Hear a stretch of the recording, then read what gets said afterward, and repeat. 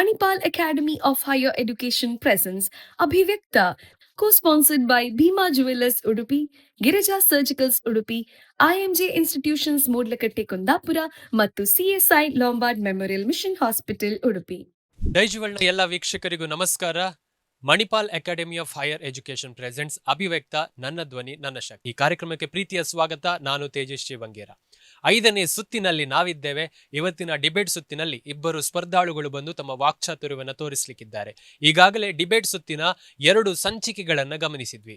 2 ಸಂಚಿಕೆಯಲ್ಲಿ ಕೂಡ ಎಲ್ಲ ಸ್ಪರ್ಧಾಳುಗಳು ತಮ್ಮ ವಾಕ್ಚಾತುರ್ಯವನ್ನು ತೋರಿಸಿದ್ರು. ಅದರ ಜೊತೆಗೆ ವಾದ ಪ್ರತಿವಾದಗಳನ್ನು ಮಂಡಿಸಿದ್ರು. ಅವರ ಸಂವಾದಗಳನ್ನು ನಾವುಗಳೆಲ್ಲರೂ ಕೂಡ ಕೇಳಿದ್ವಿ. ಇಂದಿನ ಸಂಚಿಕೆಯಲ್ಲಿ ಕೊನೆಯ 2 ಸ್ಪರ್ಧಿಗಳು ಬಂದು ಅವರ ವಾಕ್ಚಾತುರ್ಯವನ್ನು ತೋರಿಸಲಿಕ್ಕಿದ್ದಾರೆ. ಅದಕ್ಕಿಂತ ಮೊದಲು ನಮ್ಮ ತೀರ್ಪುಗಾರರನ್ನ ಈ ಕಾರ್ಯಕ್ರಮಕ್ಕೆ ಪ್ರೀತಿಯಿಂದ ಸ್ವಾಗತಿಸಿಕೊಳ್ಬೇಕು. ಇವರು ಸಾಮಾಜಿಕ ಕಾರ್ಯಕರ್ತರು, ಪತ್ರಕರ್ತರು ಕೂಡ ಹೌದು. ಅದರ ಜೊತೆಗೆ ರಾಜಕೀಯ ವಿಶ್ಲೇಷಕರು. ಇಂತಹ ಅದೆಷ್ಟೋ ಡಿಬೇಟ್ ಕಾರ್ಯಕ್ರಮಗಳಲ್ಲಿ ಭಾಗವಹಿಸಿದ ಅನುಭವವನ್ನು ಹೊಂದಿರುವವರು ಸುರಯ್ಯ ಅಂಜುಮಾನ್ ರವರು ನಮ್ಮ ಜೊತೆ ಇದ್ದಾರೆ. ಮೇಡಮ್, ಕಾರ್ಯಕ್ರಮಕ್ಕೆ ಪ್ರೀತಿಯ ಸ್ವಾಗತ ನಿಮಗೆ. Thank you so much. ಹಾಗೇನೆ ಮಹಾಗುರುಗಳನ್ನ ಈ ಕಾರ್ಯಕ್ರಮಕ್ಕೆ ಪ್ರೀತಿಯಿಂದ ಸ್ವಾಗತಿಸಬೇಕು. ಇಂದಿನ ಕೊನೆಯ ಸಂಚಿಕೆಗೆ ಬರುವಾಗ ಪ್ರಾರಂಭದ ಸಂಚಿಕೆಯಿಂದ ಇಲ್ಲಿಯವರೆಗೂ ಕೂಡ ತೀರ್ಪುಗಾರರಾಗಿ ನಮ್ಮ ಜೊತೆ ಸಹಕರಿಸಿದವರು ಮಹಾಗುರುಗಳಾಗಿರುವವರು. ಅದ್ರ ಜೊತೆಗೆ ಫೈನಲ್ನವರೆಗೂ ಕೂಡ ನಮ್ಮ ಜೊತೆ ಸಹಕರಿಸುವವರು. ಇವರು ವೃತ್ತಿಯಲ್ಲಿ ಶಿಕ್ಷಕರು, ಅದ್ರ ಜೊತೆಗೆ ಖ್ಯಾತ ನಿರೂಪಕರು. ಅದೆಷ್ಟು ಕಾರ್ಯಕ್ರಮಗಳನ್ನ ಯಶಸ್ವಿಯಾಗಿ ನೆರವೇರಿಸಿಕೊಟ್ಟವರು. ಕಲಾ ಸಾಹಿತ್ಯ ಕ್ಷೇತ್ರಗಳಿಗೆ ತನ್ನದೇ ಆದಂತಹ ಕೊಡುಗೆಗಳನ್ನು ಕೊಟ್ಟಿರುವವರು. ಡೈಜಿ ವರ್ಲ್ಡ್ ವಾಹಿನಿಯ ಎಲ್ಲ ಕಾರ್ಯಕ್ರಮಗಳ ಯಶಸ್ಸಿನ ರೂವಾರಿಯೂ ಕೂಡ ಹೌದು. ಅದ್ರ ಜೊತೆಗೆ ಅಭಿವ್ಯಕ್ತ ಕಾರ್ಯಕ್ರಮದ ಮಹಾಗುರುಗಳಾಗಿರುವಂತಹ ಆಲ್ವಿನ್ ದಂತಿ ಸರ್, ತಮಗೂ ಕೂಡ ಈ ಕಾರ್ಯಕ್ರಮಕ್ಕೆ ಪ್ರೀತಿಯ ಸ್ವಾಗತ. ವೀಕ್ಷಕರೇ, ಇದು Manipal academy of higher education presents Abhivyakta ನನ್ನ ಧ್ವನಿ ನನ್ನ ಶಕ್ತಿ, co sponsored by Girija surgicals Udupi, Bhima jewellers Udupi, IMJ institutions Moodlakatte Kundapura, Lombard memorial mission hospital Udupi ಅಂತ ಹೇಳ್ತಾ ಇಂದಿನ ಸಂಚಿಕೆಯನ್ನ ಪ್ರಾರಂಭಿಸ್ತೇವೆ. ಇಂದಿನ ಸಂಚಿಕೆಯ 2 ಸ್ಪರ್ಧಿಗಳನ್ನ ಇದೀಗ ಸ್ಪರ್ಧಾ ಕಣಕ್ಕೆ ಸ್ವಾಗತಿಸ್ತಾ ಇದ್ದೇವೆ. ಅದೀಶ್ ಎ ಶೆಣೈ ಮತ್ತು ಏಷಿಯಲ್ ಪಲ್ ಡಿಸೋಜಾ ಇವತ್ತಿನ ಸಂಚಿಕೆ 2 ಸ್ಪರ್ಧಿಗಳು ಇದೀಗ ಸ್ಪರ್ಧಾ ಕಣ.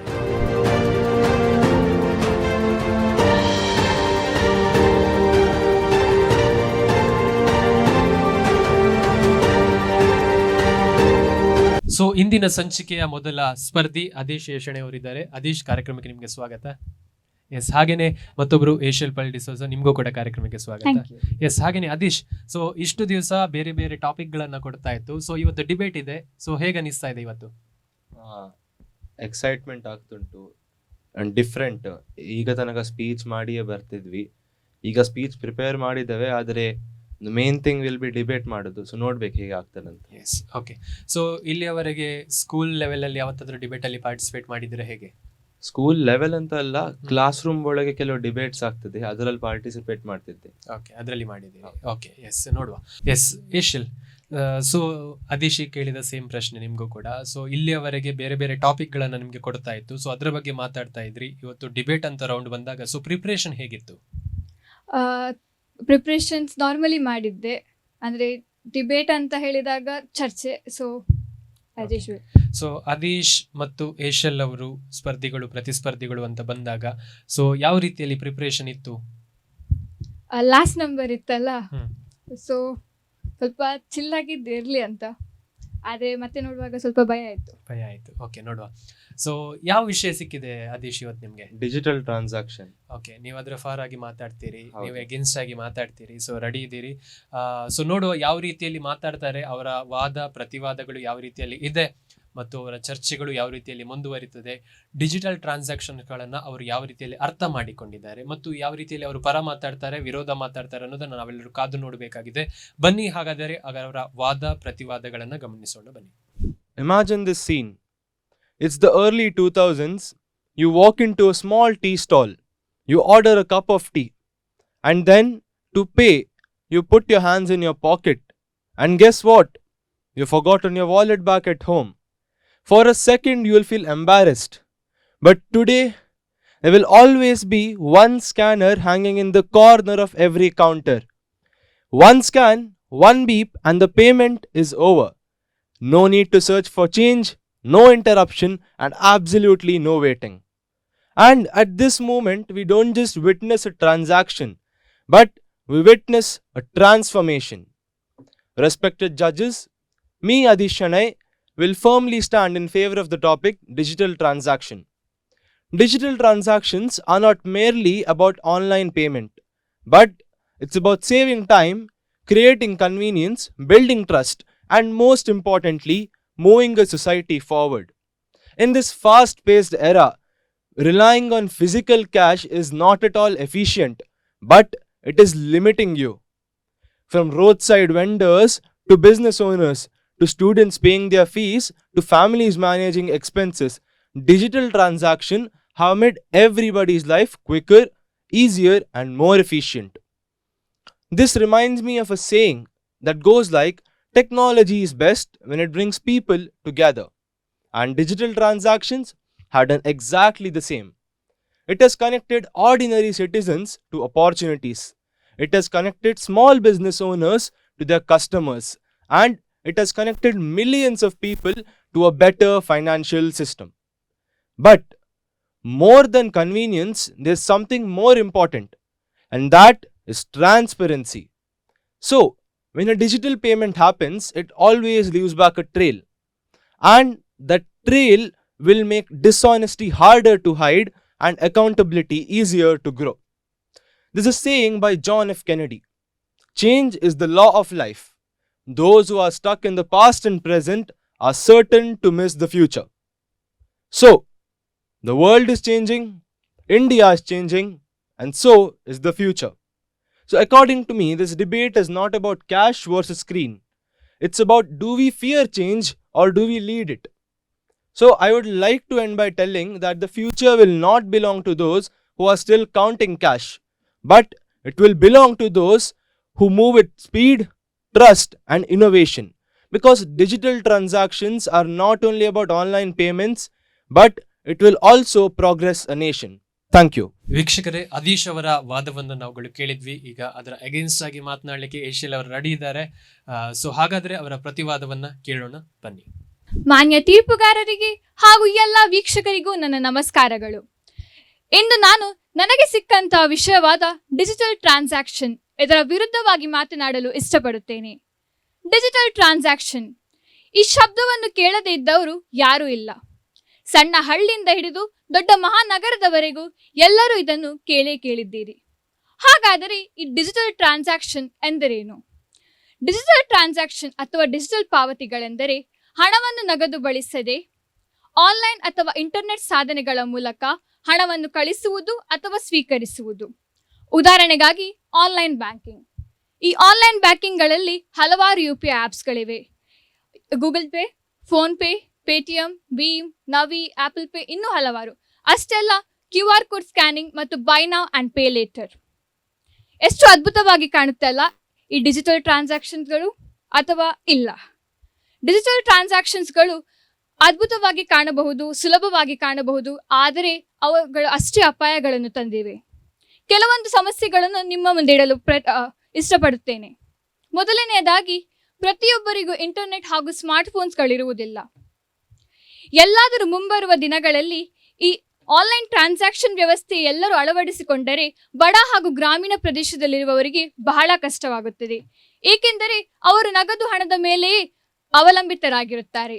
ಎರಡನೆಯದಾಗಿ, ಸೈಬರ್ ಕ್ರೈಮ್. ಈ ಸೈಬರ್ ಕ್ರೈಮ್ ಇತ್ತೀಚಿನ ದಿನಗಳಲ್ಲಿ ಹೆಚ್ಚುತ್ತಾನೆ ಇದೆ. ಇದಕ್ಕೆ ಕಾರಣ ಏನಾಗಬಹುದು? ಅದೇ ಆನ್ಲೈನ್ ಬ್ಯಾಂಕಿಂಗ್. ಇದಕ್ಕೆ ಪ್ರಮುಖ ಕಾರಣವೇ ಆನ್ಲೈನ್ ಬ್ಯಾಂಕಿಂಗ್. ಏಕೆಂದರೆ ಒಂದು ತಪ್ಪಾದ ಕ್ಲಿಕ್ ಅಥವಾ ನಕಲಿ ಸಂದೇಶವು ನಮ್ಮ ಇಡೀ ಬ್ಯಾಂಕ್ ಖಾತೆಯನ್ನು ಖಾಲಿ ಮಾಡುತ್ತದೆ. ಮೂರನೆಯದಾಗಿ, ಟೆಕ್ನಿಕಲ್ ಇಶ್ಯೂಸ್ ಅಥವಾ ಸರ್ವರ್ ಎರರ್. ಈ ಆನ್ಲೈನ್ ಟ್ರಾನ್ಸಾಕ್ಷನ್ಸ್ಗಳು ನೇರವಾಗಿ ಇಂಟರ್ನೆಟ್ನ ಮೇಲೆ ಅವಲಂಬಿತರಾಗಿರುತ್ತಾರೆ. ಎಲ್ಲಾದರೂ ಸರ್ವರ್ ಲೋ ಆಗಿದ್ದರೆ ಅಥವಾ ಇಂಟರ್ನೆಟ್ ಇಲ್ಲದಿದ್ದರೆ ಯಾವ ರೀತಿಯ ಟ್ರಾನ್ಸಾಕ್ಷನ್ಸ್ ಕೂಡ ನಡೆಯುವುದಿಲ್ಲ. ಅಷ್ಟೇ ಅಲ್ಲ, ನಿಮ್ಮ ಬ್ಯಾಟರಿ ಡೆಡ್ ಆದರೂ ಅಥವಾ ರೀಚಾರ್ಜ್ ಖಾಲಿ ಆದರೂ ಯಾವ ರೀತಿಯ ಟ್ರಾನ್ಸಾಕ್ಷನ್ಸ್ ಮಾಡಲು ಸಾಧ್ಯವಾಗುವುದಿಲ್ಲ.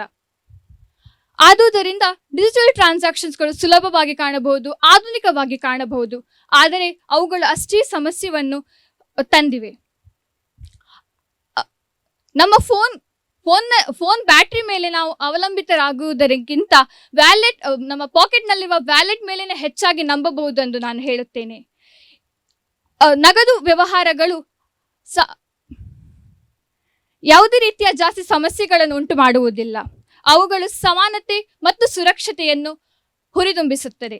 ಆದುದರಿಂದ ನನ್ನ ಪ್ರಕಾರ ಎಲ್ಲರೂ ನಗದು ವ್ಯವಹಾರಗಳಿಗೆ ಪ್ರೋತ್ಸಾಹ ನೀಡಬೇಕೆಂಬುದನ್ನು ಹೇಳುತ್ತೇನೆ. ಇಷ್ಟು ಹೇಳಿ ನನ್ನ 2 ಮಾತುಗಳನ್ನು ಮುಗಿಸುತ್ತೇನೆ.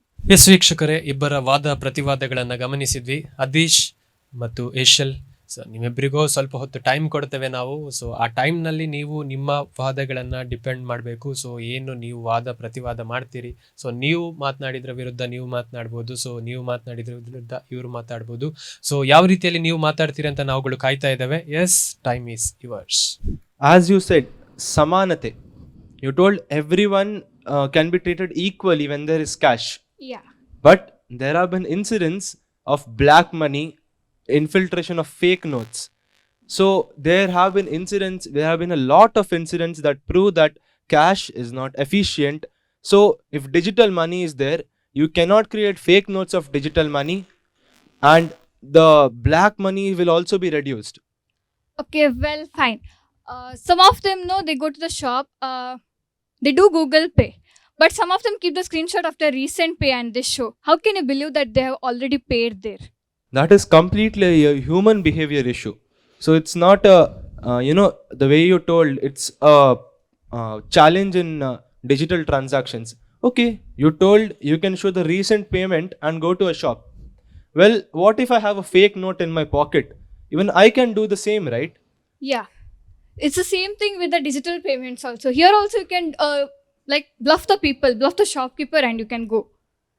So but you can get to know whether the note is original or it is a duplicate, since we have some regulations from the RBI which lets you know what the note is. Is it a original one or a duplicate one? So what if in online transactions, how can you find that the customer has already paid to the shopkeeper or the owner? This is a human behavior issue, right? So if a human is ethical, if a human is ethical, he won't do all that. This is not a challenge in digital transactions. It is a human issue, human behavior thing. So give me a point that will give me a proper reason where it's a problem caused by digital transaction. In this particular issue also, it's the same thing, that it's human behavior. If you're loyal towards anything, you'll not take those fake notes and go. As you said, in digital transactions, it's based on a human being. And the same thing is with this thing also. If the humans are loyal towards their thing, if they're loyal towards their country, if they respect everything, they will not do the same thing. Okay, let me talk about one more point which you told. So Ashil, have you ever traveled in a public transport till now? Yeah, What, trains or buses? buses. So has there been any instance where the bus has been late for like a few minutes? Yeah, sometimes. So in those instances, do you tell your parents that let's not go in the bus and let's go walking to a city? If the distance is short, then I usually prefer to walk. No, let's say you're going to Bangalore and the bus is late by half an hour. Do you abandon the bus and tell, okay, the bus will be late, so I won't travel in buses, I will walk to Bangalore? You don't do that, right? Yeah. The same is with digital transactions. You told a point about internet issues. So internet issues are caused in some time. So sometimes internet issues are there, the payment might be delayed, but do you pick that is a infrastructural issue, right? When 5G was brought, it was not there in all parts of Udupi. Yeah. Slowly it came in all parts of Udupi, and now everybody uses a 5G phone. Most of them use a 5G phone. And so is digital transaction. Internet issue might cause a delay in payment, but you can't forget how much efficiency digital transaction has provided in the long run. Okay, fine then. Suppose you are in Agumbe, it's a hilly region in Karnataka, and you have to urgently pay some amount, and it's very urgent. What will you do at that moment if the server doesn't support you? Exactly, that's what I'm telling you. Out of 100 instances, if there are five instances where there is no internet at all, you can't take and put it as a reason to stop progress. So when this progress happening, there will be situations where there will be challenges. So what you're trying to do is you will pick challenges in progress and you'll put that as reasons to stop the progress. If this progress itself is the reason for the country to like face something wrong, like suppose cyber crimes, these have been like increasing in India day by day. So the call comes like a digital arrest, you have to transfer your amount to the government account. What will you do at the situations? If the person comes to your home and asks you cash, you'll come to know he's a police or somebody not like that. Or you can directly call. And suppose you're not believing that person. Okay, sorry. If the person he says to send you, you will send that. How will you know that the money will be already transferred? Like, how can you get it back? How are you so sure that I'll be sending the money? Not you're sending. Some people will surely send. No, there are hundreds of cases in India. Especially the educated people have been like a part of these scams. So you're telling that there are some cyber crimes which are happening, and due to that, we should stop using digital payment. Yeah. So we all people who are above 18, they drive cars in the road, right? So when they drive cars in the road, will there be instances where the accident takes place? Yeah, if you're not careful, of course. Yeah. So just because there are accidents happening in the road, does that mean we stop driving cars? No, right? No. See, even my dad has suffered an accident. So after that, he should have stopped driving. Same in digital transactions also. There will be accidents happening here and there. But that doesn't mean you stop using digital transactions. But if Let you me break finish your my bones, Let me finish my point. So what I'm telling is, after every cybercrime which happens, we are improving the system. So those scams shows us the loopholes, and those scams are helping us to improve the system. So when there are accident takes place because of bad roads, what do? We fix the road, not stop driving cars. So in digital payment also, when there are cyber crimes happening, we do not merely say that let's not use Google Pay. What do? We have introduced systems like OTP, pins, and when cash is stolen, you cannot recover that. But when your digital account is hacked, there's an option where you can block the account. okay, fine. Like you said, like that accident. Suppose if you don't have any option of driving only, like if you break your bones, then what will you do at that situation? When a cybercrime takes place with you, you don't have any option. Like your whole account, the whole earning which you are done till now, everything is taken away by a scammer. What will you do at that moment? Will you again go for that online transaction thing, receiving the fraud calls? Let me put a stat before you. So the stat goes like, out in a global image, 49% of real-time digital payments are done from India. Yeah. So that means that out of every 2 payment, 1 payment is done from India. And if you see, India is leading the digital transaction market.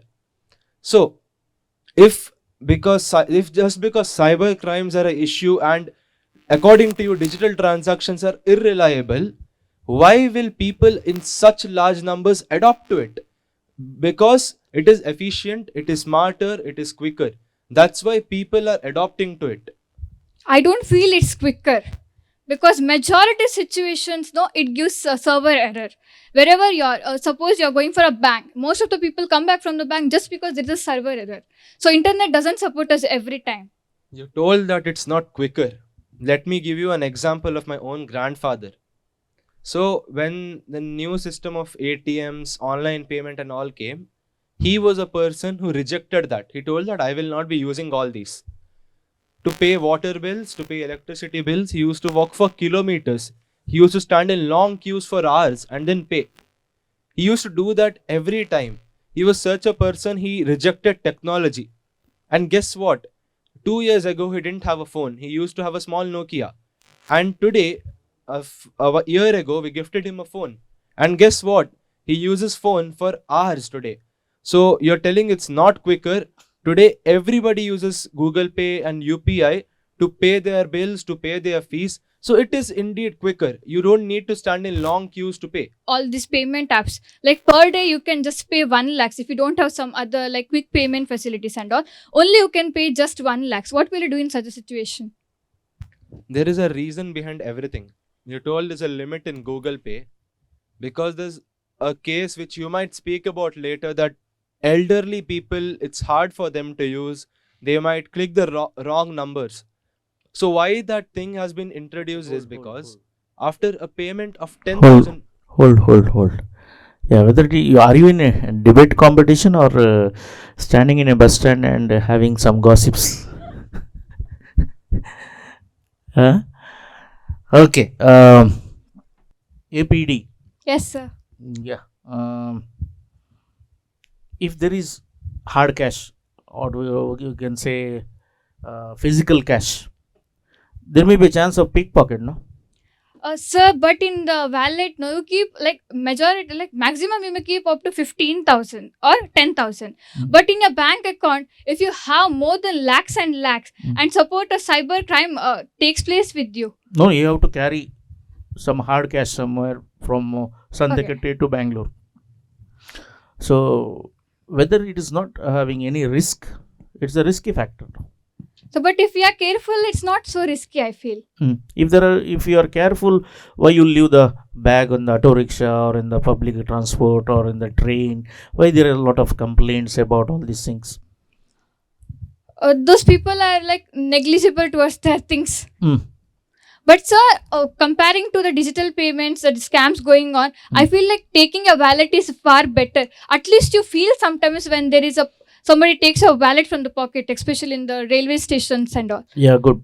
Adish, so when you are using the digital transaction, the payer or the receiver both should have the digital device, right? Yes, sir. So you have to give the alms and donations in front of your temple or church or mosque. There are beggars, there are needy people, and you are not having a hard cash in your pocket. Yeah, so what you're telling is there are people who don't have a phone, who don't have access to technology.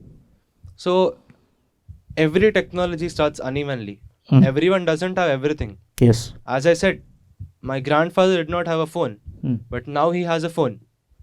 A few years ago, let's not take many years ago, just like 2 or 3 years ago, rickshaw drivers didn't have a QR code in their rickshaw.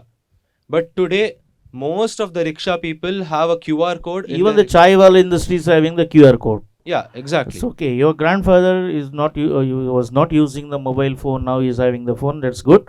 But so many calls will come, so many files will come, and he may not have all these things in his mobile. He may click. I think you may be heard about the APK files. Yes. So many are losing. Forget about some thousands or lakhs, crores and crores transactions. A lot of advertisement has to be given by the government side. Public awareness has to be given by from the students like you. Digital transaction is nowadays is very risky. For both of you, one question and immediately you have to answer. So you are giving 100 rupees with your younger brother. He has to go to the grocery shop and he has to spend 71 rupees, and how much change he has to bring back? 29. 29. Yes. So the 29 rupees, whether present students or present generations are thinking how to count it, how much I have to get it back, all these things are calculations are speedy these days. Yeah, sir. Like in online, then if they press a wrong this thing also, majority of the cash will go, but the shopkeeper will at least say them, no? So not everybody will be like corrupt shopkeeper also. So he may say that this much cash is left back with you. He will give the bill also, no, sir? If you ask for the bill, he'll give. Yeah. If you are No, in India- we'll scold and send at the home, no, sir. Bring the bill with that. Because usually we don't, in fact, they don't believe us only. Where will they believe our smaller ones, sir? So you mean to say that there should be a consumer education, isn't it? Okay, Adish, Yes, sir. are we safe in India with digital transactions? We are not the safest, but we are safer than carrying cash. See, if I go to a shop and give a fake 100 rupees note, let's say I am the best artist in the world, I make the perfect note, I make a crisp note, I give it to the shopkeeper, I'll scam him, and I sell those notes and I infiltrate fake notes throughout the country. So that will ruin the country. Instead, if I had digital transactions, if I had sent money through digital transaction, it will always leave back a trail and we can note where money has gone in the country. So accountability will grow if we have It is shown in the Durandar film also. So why there was a note ban and all. So when there was a note ban in India, the concerned people, the responsible person said that to the whole nation that we can avoid the terrorism and all the particular things. So what happened? There was no terrorist activities when there was no hard cash, digital transactions. Well, that act caused lakhs of people. Well, due to that act, lots of people had to suffer. They had to stand in long queues. They had to stand for days. They were protesting in road. It caused a chaos in the country. Hmm. So you can't talk about a political act right now. That's a brilliant answer. We can't talk like that, isn't it? Say, when there was a note ban, the cash, the hard cash was not come back to the RBI, and even after introducing the 2000 rupees and taking it back, so we are failure in that. While controlling the 1000 rupees, terrorist activities went on. So digital transactions for the, as she said, in the rural areas, if there is a server problem, and nicely you argued that there should be a time limit. No, we should wait for some times. Yeah. So what is that sometimes? Now you have to pay 15 lakhs rupees for the hospitals for the operation, and the doctor says you have to pay, then the operation starts, and your server is not working. So how will manage? Sometimes it means for how many hours? What if I forget? That's why I'm asking whether it is suitable for nations like us, where we are not maintaining the devices or the servers in a proper way. We are so lethargic, and as a student you are knowing much better than me. Sir, isn't that an infrastructural issue? Yes, yes. So not having electricity, not having Wi-Fi, server issues. That's a different case. That is an infrastructure issue that should be developed by other sector. So what we are speaking is about digital transactions. So let me give you one more stat, and that statistics is like when UPI started in 2016, there were 21 banks connected, but today there are more than 700 banks connected. Yeah. And there's one more fact, and in the first month of UPI, 1 lakh payments took place. Today, 66 crores payment take place in one single day. So if it was irreliable for the nation, why will people adopt it? Just because if it was irreliable, people would ban it, people would protest against it, but no, it is efficient for us in the long run, and that's why people have been adapting to it. Yes I agree with that. ಕನ್ನಡದಲ್ಲಿ ಮಾತನಾಡಿ ಇಂಗ್ಲೀಷ್ನಲ್ಲಿ ಅವರೊಟ್ಟಿಗೆ debate ಮಾಡುವುದು ಅಂತ ಹೇಳಿದರೆ APD. So ಹೇಗೆ ಅನಿಸ್ತು ನಿಮಗೆ? ಸ್ವಲ್ಪ ಕಷ್ಟ ಆಯಿತು ಸರ್, ಯಾಕಂದರೆ ಟಾಪಿಕ್ ಎಲ್ಲ ಕನ್ನಡದಲ್ಲೇ ಪ್ರಿಪೇರ್ ಮಾಡಿ ಬಂದಿದ್ನಲ್ಲ ಸರ್. ಸೊ ಕಟ್ಟಿಕೊಂಡು ಬಂದಂಥ ಬುತ್ತಿ ಎಷ್ಟು ದಿವಸ ಅಂತ ಹೇಳಿ? ಪರವಾಗಿಲ್ಲ ಸರ್. ಸರ್ ಒಂದು ಕ್ವಶನ್ ಇತ್ತು ನನ್ನ ಹತ್ರ ಅವರಿಗೆ. ಅವ್ರ ಹತ್ರನೇ ಕೇಳಿ. What if you forget your phone at your home or your phone recharge is not? Now you are asking that. That I had written in the first, sir, but I didn't get time to ask. You said stop. So, what if you forget your phone? And what if you forget your wallet? Not only phone, even the pin. Pin, yeah. What will you do? What if you forget your wallet at home? I'll ask it with a nearby shopkeeper. He will give me loan. The same thing. The same thing works here also. Good one. No system is perfect. What we can do, anything is not perfect in this world. Everything has imperfections in it. And what we can do is we can improve it. We can't deny that. Adish, you got an argument partner perfect or not? I didn't get you, sir. ನಿಮ್ಮ partner ಇದ್ದಾರಲ್ಲ, ನಿಮಗೆ ಸರಿಸಾಟಿ ಅಂತೇಳಿ ಅನಿಸಿತಾ ಅಥವಾ ಇವರ ಹತ್ರ ಹೇಗೆ argument ಮಾಡಿತು ಅಂತ ಅನಿಸಿತಾ? ಹೇಗೆ? ಕರೆಕ್ಟ್ ಇದ್ರು ಸರ್. ಕರೆಕ್ಟ್ ಇದ್ರಾ? Very good. ಯಾಕಂದರೆ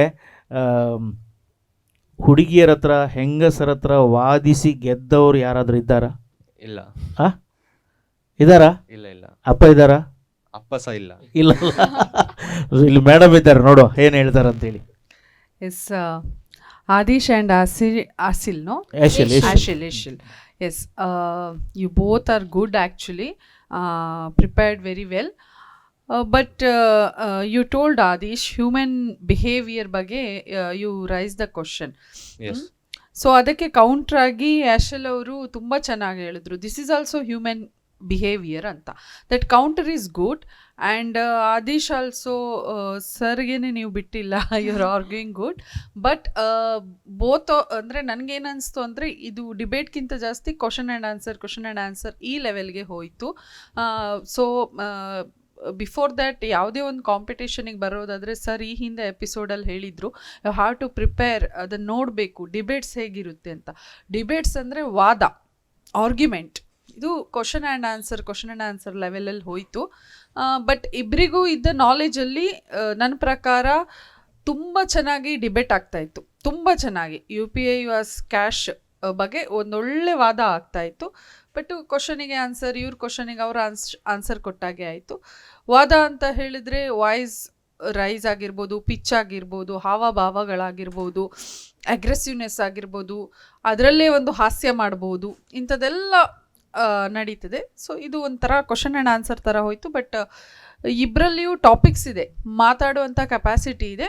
ಬಟ್ ಡಿಬೇಟ್ ಅಂತ ಹೇಳಿದಾಗ ಡಿಬೇಟ್ ಥರನೇ ಮಾಡಬೇಕು. ಫಾರ್ ಎಕ್ಸಾಂಪಲ್, ಒಂದು ಆ್ಯಕ್ಟರ್ ಯಾವ ಅವನಿಗೆ ಕೊಟ್ಟಿರುವಂತಹ ಪಾತ್ರಗಳಿಗೆ ತಕ್ಕಂತೆ ಅವನು ಮೇಕಪ್ ಮಾಡ್ತಾನೆ, ಅದೇ ಥರ ಆ್ಯಸ್ ಅ ಭಾಷಣಗಾರರಾಗಿ ನೀವು ಮೋಟಿವೇಶನ್ ಟೈಮಲ್ಲಿ ಮೋಟಿವೇಶನ್ ಆಗಿ ಮಾತಾಡಬೇಕು, ಅಗ್ರೆಸಿವ್ ಟೈಮಲ್ಲಿ ಅಗ್ರೆಸಿವ್ ಆಗಿ ಮಾತಾಡಬೇಕು. ಸೊ ಅದನ್ನೊಂದು ಸರಿ ಮಾಡ್ಕೊಳ್ಳಿ. Thank you ma'am. ಪಾರ್ಟ್ನರು ಸರಿ ಇತ್ತಾ ಅಂತೇಳಿ, ಏಷ್ಯಲ್ಗೆ ಪಾರ್ಟ್ನರ್ ಸರಿ ಇತ್ತಾ?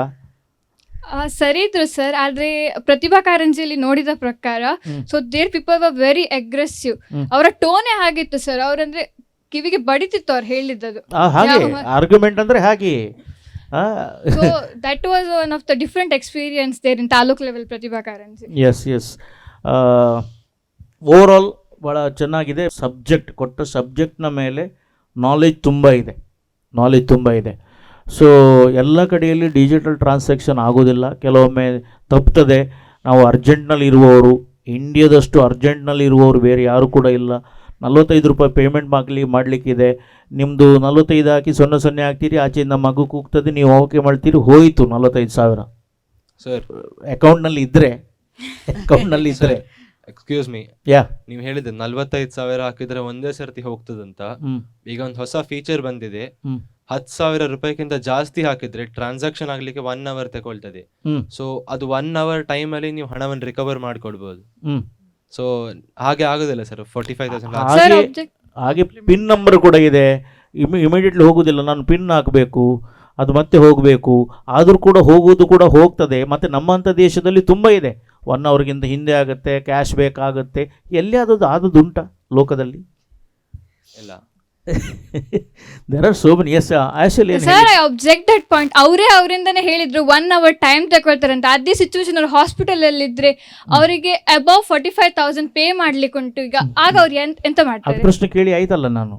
ಅದೇ ಸರ್, ಅದೇ ಕ್ವಶನ್ ಅವರೇ ನೀವು ಕೇಳಬೇಕಿತ್ತು ಅದನ್ನ, ನೀವು ಕೇಳಲಿಲ್ಲ ಅದನ್ನು, ಈಗ ಕೇಳ್ತಿದ್ದೀರಿ. ನೀವು ಸಮಸ್ಯೆ ಅಂತ ಹೇಳಿದರೆ ನಿಮ್ಮಲ್ಲಿ ಒಳಗೆ ಉಂಟು, ಅದು ನನ್ನಂತ ಸ್ವಲ್ಪ ತೋರಿಸ್ಬೇಕು, ಆವಾಗ ರಪ್ಪ ಬರ್ತದೆ ನಿಮಗೆಲ್ಲ. ಮತ್ತು ಹುಡುಗಿ ಎಂಬುವಳು ಹುಡುಗನನ್ನು ಸೋಲಿಸ್ತಾಳೆ ಯಾವುದಾಗಲು, ಅಲ್ವಾ? ಇಲ್ಲಿ ಎಂಥದ್ದಾಯ್ತು ಅಂತ ಹೇಳಿದರೆ ಮೇಡಮ್ ಕರೆಕ್ಟ್ ಹೇಳಿದರು, ಅವರು ಪ್ರಶ್ನೆ ಕೇಳೋದು, ನೀವು ಉತ್ತರ ಹೇಳೋದು, ನೀವು ಪ್ರಶ್ನೆ ಕೇಳೋದು, ಅವರು ಉತ್ತರ ಹೇಳೋದು. ಇದು ಕ್ವಶನ್ ಆ್ಯಂಡ್ ಆನ್ಸರ್ ಸೆಷನ್ ಆಯಿತು ವಿನಃ ಡಿಬೇಟ್ ಆಗಲಿಲ್ಲ. ಸೊ ಬಟ್ ಒಳ್ಳೆಯ ಪ್ರಯತ್ನ. ಬಹುಶಃ ಇದ್ದಂಥ ಪಾರ್ಟಿಸಿಪೆಂಟ್ಸ್ಗಳಲ್ಲಿ ಏಷ್ಯಲ್ಲಿ ನೀವು ಮಾತ್ರ ಚರ್ಚೆಯಲ್ಲಿ ಭಾಗವಹಿಸಿದ್ದೀರಂತ ನಾನು ಎಣಿಸ್ತೇನೆ. 10 ಮಂದಿಯಲ್ಲಿ ಕ್ಲಾಸ್ ರೂಮ್ನಲ್ಲಿ ಆರ್ಗ್ಯುಮೆಂಟ್ ಎಲ್ಲ ಆಗುತ್ತೆ ಅಲ್ಲ ಆದೀಶ್? ಹೌದು ಸರ್. ಸ್ಪೋರ್ಟ್ಸ್ ಟೀಮ್ನಲ್ಲಿ ಆಗುತ್ತೆ, ಹೌದು, ಆಗುದಲ್ವಾ? ಆಗ್ತದೆ. Which player you are, cricket or volleyball? Basketball. ಅಲ್ಲಿ ಆಗುದಿಲ್ವಾ? ಅಲ್ಲಿ ಸುಮಾರು ಆಗ್ತದೆ ಸರ್. ಫೌಲು ಅದು ಹೈಯೆಸ್ಟ್ ಆಗ್ತದೆ. ಹೈಯೆಸ್ಟ್ ಆಗುತ್ತೆ. ಮತ್ತೆ ಹೇಗೆ ಕನ್ಕ್ಲೂಷನ್ಗೆ ಬರ್ತೀರಿ ನೀವು? ಇದು ಟಾಪಿಕ್ ಬಗ್ಗೆ how I would like to conclude is not I'm asking about your basketball court. ಅಲ್ಲಿ ಒಂದು ಇರ್ತದೆ ರೆಫ್ರಿ ಡಿಸಿಷನ್, ಲಾಸ್ಟ್ ಡಿಸಿಷನ್ ಅಂತ. ಸೊ ನಾವು ಎಷ್ಟು 2 ಟೀಮ್ ಅವರು ನಾಯಿಗಳಾಗಿ ಬೊಬ್ಬೆ ಹೊಡೆದ್ರೆ ಸಹ ಲಾಸ್ಟ್ ರೆಫ್ರಿ ಹೇಳಿದಾಗೆ ಆಗುದು. ಮತ್ತೆ ರೆಫ್ರಿಗೆ ನೀವು ಹೇಳ್ತಿರಲ್ಲ ಸಾಯ್ತಿ ನಾಯಿ. ಇಲ್ಲಿ ನಾವು ಕೂಡ ಆ ರೆಫ್ರಿಯ ಸ್ಥಾನದಲ್ಲಿದ್ದೇವೆ ನಾವಿಬ್ಬರು ಕೂಡ. ಲಾಸ್ಟ್ಗೆ ಏನಾದರೂ ಮತ್ತೆ ಸಾಯ್ತಿಲ್ಲ ನಾಯಿ ಅಂತ ಹೇಳಿ. So wish you all the best. But ಚೆನ್ನಾಗಿ ಮಾತನಾಡಿದಿರಿ ನೀವು. ಐ ಥಿಂಕ್ ಈಗ ಅವರು ಓಪನ್ ಅಪ್ ಆದರು. ಯಾ ಈಗ ನಾವು ಮಾತನಾಡುವಾಗ ನೀವು ಆರ್ಗ್ಯುಮೆಂಟ್ ಮಾಡಲಿಕ್ಕೆ ಬರ್ತೀರಿ, ಎಕ್ಸ್ಕ್ಯೂಸ್ ಮೀ ಅಂತ ಹೇಳ್ತೀರಿ, ನಿಮ್ಮ ಪಾಯಿಂಟ್ಸನ್ನು ಇಡ್ತೀರಿ. So actually we are expecting it much earlier. Okay, so no worries, wish all the best. Thank you, sir. ವೀಕ್ಷಕರೇ, ಅದೀಶ್ ಮತ್ತು ಯಶಲ್ ಅವರ ವಾದ ಪ್ರತಿವಾದಗಳನ್ನ ಕೇಳಿದ್ವಿ, ತೀರ್ಪುಗಾರರ ತೀರ್ಪನ್ನು ಕೂಡ ಕೇಳಿದ್ವಿ. ಎಸ್, ಈಗ ಅಲ್ವಿಂದಂತಿ ಸರ್, ಹೇಗೆ ಇಲ್ಲಿಯವರೆಗೆ ಬಂದಂತ ಎಲ್ಲ ಸ್ಪರ್ಧಾಳುಗಳು ಕೂಡ ವೇಟಿಂಗ್ ಲಿಸ್ಟ್ ನಲ್ಲಿದ್ದಾರೆ, ಇವರು ಕೂಡ ಹೇಗೆ ವೇಟಿಂಗ್ ಲಿಸ್ಟ್ ನಲ್ಲಿ ಇರ್ತಾರೆ ಹೇಗೆ? ಅದು ನಾವು ಮತ್ತು ಮೇಡಮ್ ಡಿಸೈಡ್ ಮಾಡಬೇಕು. ಯಾಕೆಂದರೆ ನಮ್ಮ ನಡುವೆ ಈಗ ವಾದ ವಿವಾದ ಆಗ್ತದೆ. ಅವರು ಕೆಲವರ ಪರವಾಗಿದ್ದಾರೆ, ಅವರು ಪರವಾಗಿ ಯಾರ ಬಗ್ಗೆ ಇದ್ದಾರೆ, ನಾನು ವಿರುದ್ಧವಾಗಿದ್ದೇನೆ, ನಾನು ಯಾರ ಪರವಾಗಿ ಇದ್ದೇನೆ, ಅವರು ವಿರುದ್ಧವಾಗಿದ್ದಾರೆ. ಸೊ ನಮ್ಮ ನಡುವೆ ಫೈಟ್ ಒಂದು ಆಗ್ತದೆ. ಅದೇ ನಮ್ಮನ್ನು ಹೇಳಿದಾರಲ್ಲ, ರೆಫ್ರಿಯ ಸ್ಥಾನದಲ್ಲಿ ಇಟ್ಟಿದ್ದಾರೆ. ಅಲ್ಸೇಷನ ಪಮೋರಿಯನ ಯಾವುದು ನೋಡುವ. ಇವರು ಕೂಡ ವೇಟಿಂಗ್ ಲಿಸ್ಟಿನಲ್ಲಿ ಇರ್ತಾರೆ. ಸೊ ಈ ಎಪಿಸೋಡ್ನ ಕೊನೆಯಲ್ಲಿ ಗೊತ್ತಾಗುತ್ತೆ. ಭಾಳ ಕಷ್ಟ ಇದೆ, ಯಾಕೆಂದರೆ 10 ಮಂದಿಯಲ್ಲೂ ಕೂಡ ಭಾಳ ಪೈಪೋಟಿ ಇದೆ, ನೆಕ್ ಟು ನೆಕ್ ಕಾಂಪಿಟಿಷನ್ಸ್ ಇದೆ. ಸೊ ಯಾರನ್ನು ಉಳಿಸ್ಕೊಳ್ಬೇಕು, ಯಾರನ್ನು ಮುಂದುವರಿಸಬೇಕು ಎಂಬುದಾಗಿ ಒಂದು ದೊಡ್ಡ ಯಕ್ಷ ಪ್ರಶ್ನೆ. ಸೊ ಕೊನೆಗೆ ಸಿಕ್ಕಿಬೀಳುವುದು ನಾನು. ಎಸ್, ಓಕೆ, ಧನ್ಯವಾದಗಳು ಸರ್. ಅದೀಶ್ ಮತ್ತು ಯಶಲ್, ಸೊ ಈ ಸಂಚಿಕೆಯ ಕೊನೆಯವರೆಗೆ ನಾವುಗಳು ಕಾಯ್ತಾ ಇರುವ, ಸೊ ಮುಂದಿನ ಸುತ್ತಿಗೆ ಯಾರೆಲ್ಲ ಆಯ್ಕೆ ಆಗ್ತಾರೆ ಅಂತ ಎಲ್ಲ ಸ್ಪರ್ಧಾಳುಗಳು ಕಾಯ್ತಾ ಇದ್ದಾರೆ, ಹಾಗೆ ನೀವುಗಳು ಕೂಡ ಕಾಯ್ತಾ ಇರಿ. ಆಲ್ ದ ಬೆಸ್ಟ್ ಇಬ್ಬರಿಗೂ. Thank you. ವೀಕ್ಷಕರೇ, ಅಭಿವ್ಯಕ್ತ ಕಾರ್ಯಕ್ರಮ ಮುಂದುವರಿತದೆ ಒಂದು ಸಣ್ಣ ವಿರಾಮದ ನಂತರ.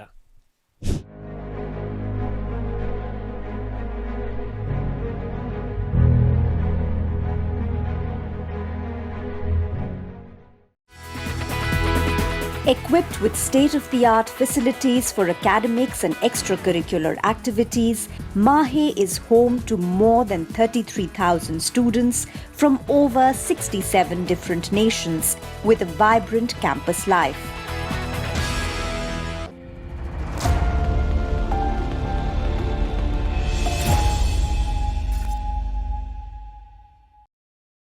ಭೀಮಾ ಆಗಸ್ಟ್ 10ರಿಂದ 30ರವರೆಗೆ ವರಮಹಾಲಕ್ಷ್ಮಿ ಹಬ್ಬವನ್ನು ಆಚರಿಸಿಕೊಳ್ಳುತ್ತಿದ್ದು, ಹಬ್ಬದ ಸಂಭ್ರಮದಷ್ಟೇ ಪ್ರಕಾಶಮಾನವಾಗಿ ಹೊಳೆಯುವ ವಿಶೇಷ ಕೊಡುಗೆಗಳನ್ನು ಗ್ರಾಹಕರಿಗಾಗಿ ನೀಡುತ್ತಿದೆ. ಚಿನ್ನದ ಮೇಲೆ ಪ್ರತಿ ಗ್ರಾಂಗೆ 1,000 ರೂಪಾಯಿವರೆಗೆ ರಿಯಾಯಿತಿ, ವಜ್ರಾಭರಣಗಳ ಮೇಲೆ ಪ್ರತಿ ಗ್ರಾಂಗೆ 1,000 ರೂಪಾಯಿ ಫ್ಲಾಟ್ ರಿಯಾಯಿತಿ ಹಾಗೂ ಪ್ರತಿ 50 ಗ್ರಾಂ ಬೆಳ್ಳಿಯ ಖರೀದಿಗೆ 1,000 ರೂಪಾಯಿ ರಿಯಾಯಿತಿ ಪಡೆಯಿರಿ. ಹಳೆಯ ಚಿನ್ನದ ವಿನಿಮಯದ ಮೇಲೆ ಪ್ರತಿ ಗ್ರಾಂಗೆ ಹೆಚ್ಚುವರಿ 150 ರೂಪಾಯಿ ಪಡೆಯಿರಿ. ಅಷ್ಟೇ ಅಲ್ಲ, ಲಕ್ಕಿ ಡ್ರಾ ಮೂಲಕ 4 ಕೋಟಿ ಮೌಲ್ಯದ ವಜ್ರಾಭರಣಗಳನ್ನು ಗೆಲ್ಲುವ ಅವಕಾಶ. ಕೊಡುಗೆಗಳು ಎಲ್ಲಾ ಭೀಮಾ ಮಳಿಗೆಗಳಲ್ಲಿ ಲಭ್ಯ. ಷರತ್ತುಗಳು ಅನ್ವಯ.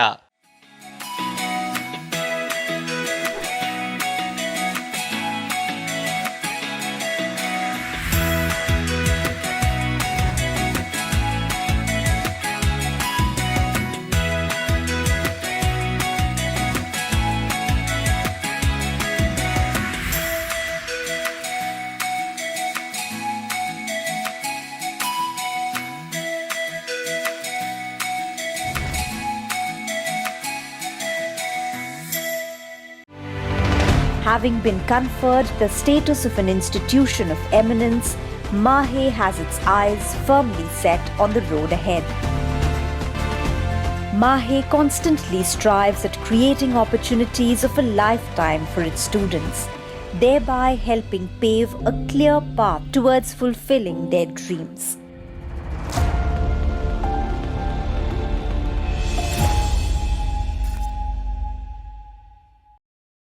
Welcome to Lombard Memorial Group of Institutions, Udupi, a trusted name in healthcare education. Our colleges, Lombard Memorial College of Paramedical and Allied Health Sciences, offering BSc Medical Laboratory Technology, Diploma Medical Laboratory Technology, Diploma Operation Theater and Anesthesia Technology, Diploma Medical Imaging Technology. For admission details, contact 8867782987, 9902243642. Your future in healthcare starts here.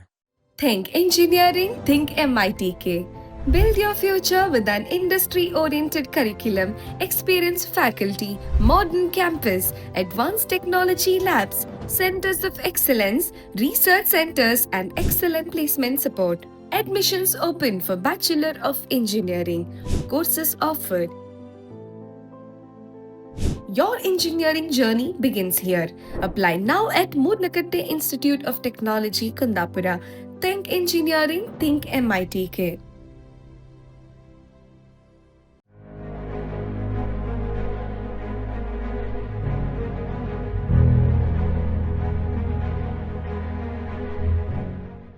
ವಿರಾಮದ ಬಳಿಕ ಅಭಿವ್ಯಕ್ತ ನನ್ನ ಧ್ವನಿ ನನ್ನ ಶಕ್ತಿ ಕಾರ್ಯಕ್ರಮಕ್ಕೆ ಮತ್ತೊಮ್ಮೆ ಪ್ರೀತಿಯ ಸ್ವಾಗತ.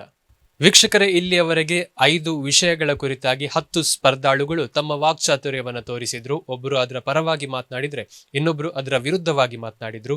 ಪ್ರಾರಂಭದಿಂದ ಸಾಮಾಜಿಕ ಜಾಲತಾಣ ಇರ್ಬೋದು, ವಿದ್ಯುತ್ ಚಾಲಿತ ವಾಹನಗಳಿರ್ಬೋದು, ರಾಜಕೀಯದ ಗ್ಯಾರಂಟಿ ಯೋಜನೆಗಳಿರ್ಬೋದು, ಅದರ ಜೊತೆಗೆ ಹೈಸ್ಕೂಲ್ ವರೆಗಿನ ಆನ್ಲೈನ್ ತರಗತಿಗಳಿರ್ಬೋದು, ಡಿಜಿಟಲ್ ಪಾವತಿಗಳಿರ್ಬೋದು, ಈ ಎಲ್ಲ ವಿಚಾರದ ಕುರಿತಾಗಿ ಮಾತನಾಡಿದ್ರು. ಇದೀಗ ತೀರ್ಪುಗಾರರ ಬರೀ ಓವರ್ ಆಲ್ ಆಗಿ ಇದರ ಬಗ್ಗೆ ನಾವುಗಳು ಯಾವ ರೀತಿ ಈ ಮಕ್ಕಳು ಮಾತನಾಡಿದ್ರು, ಅದ್ರ ಜೊತೆಗೆ ಅವರ ಪ್ರಸ್ತುತಿ ಯಾವ ರೀತಿ ಇಲ್ಲಿ ಇತ್ತು ಅನ್ನೋದನ್ನ ರಿಟೇಕ್.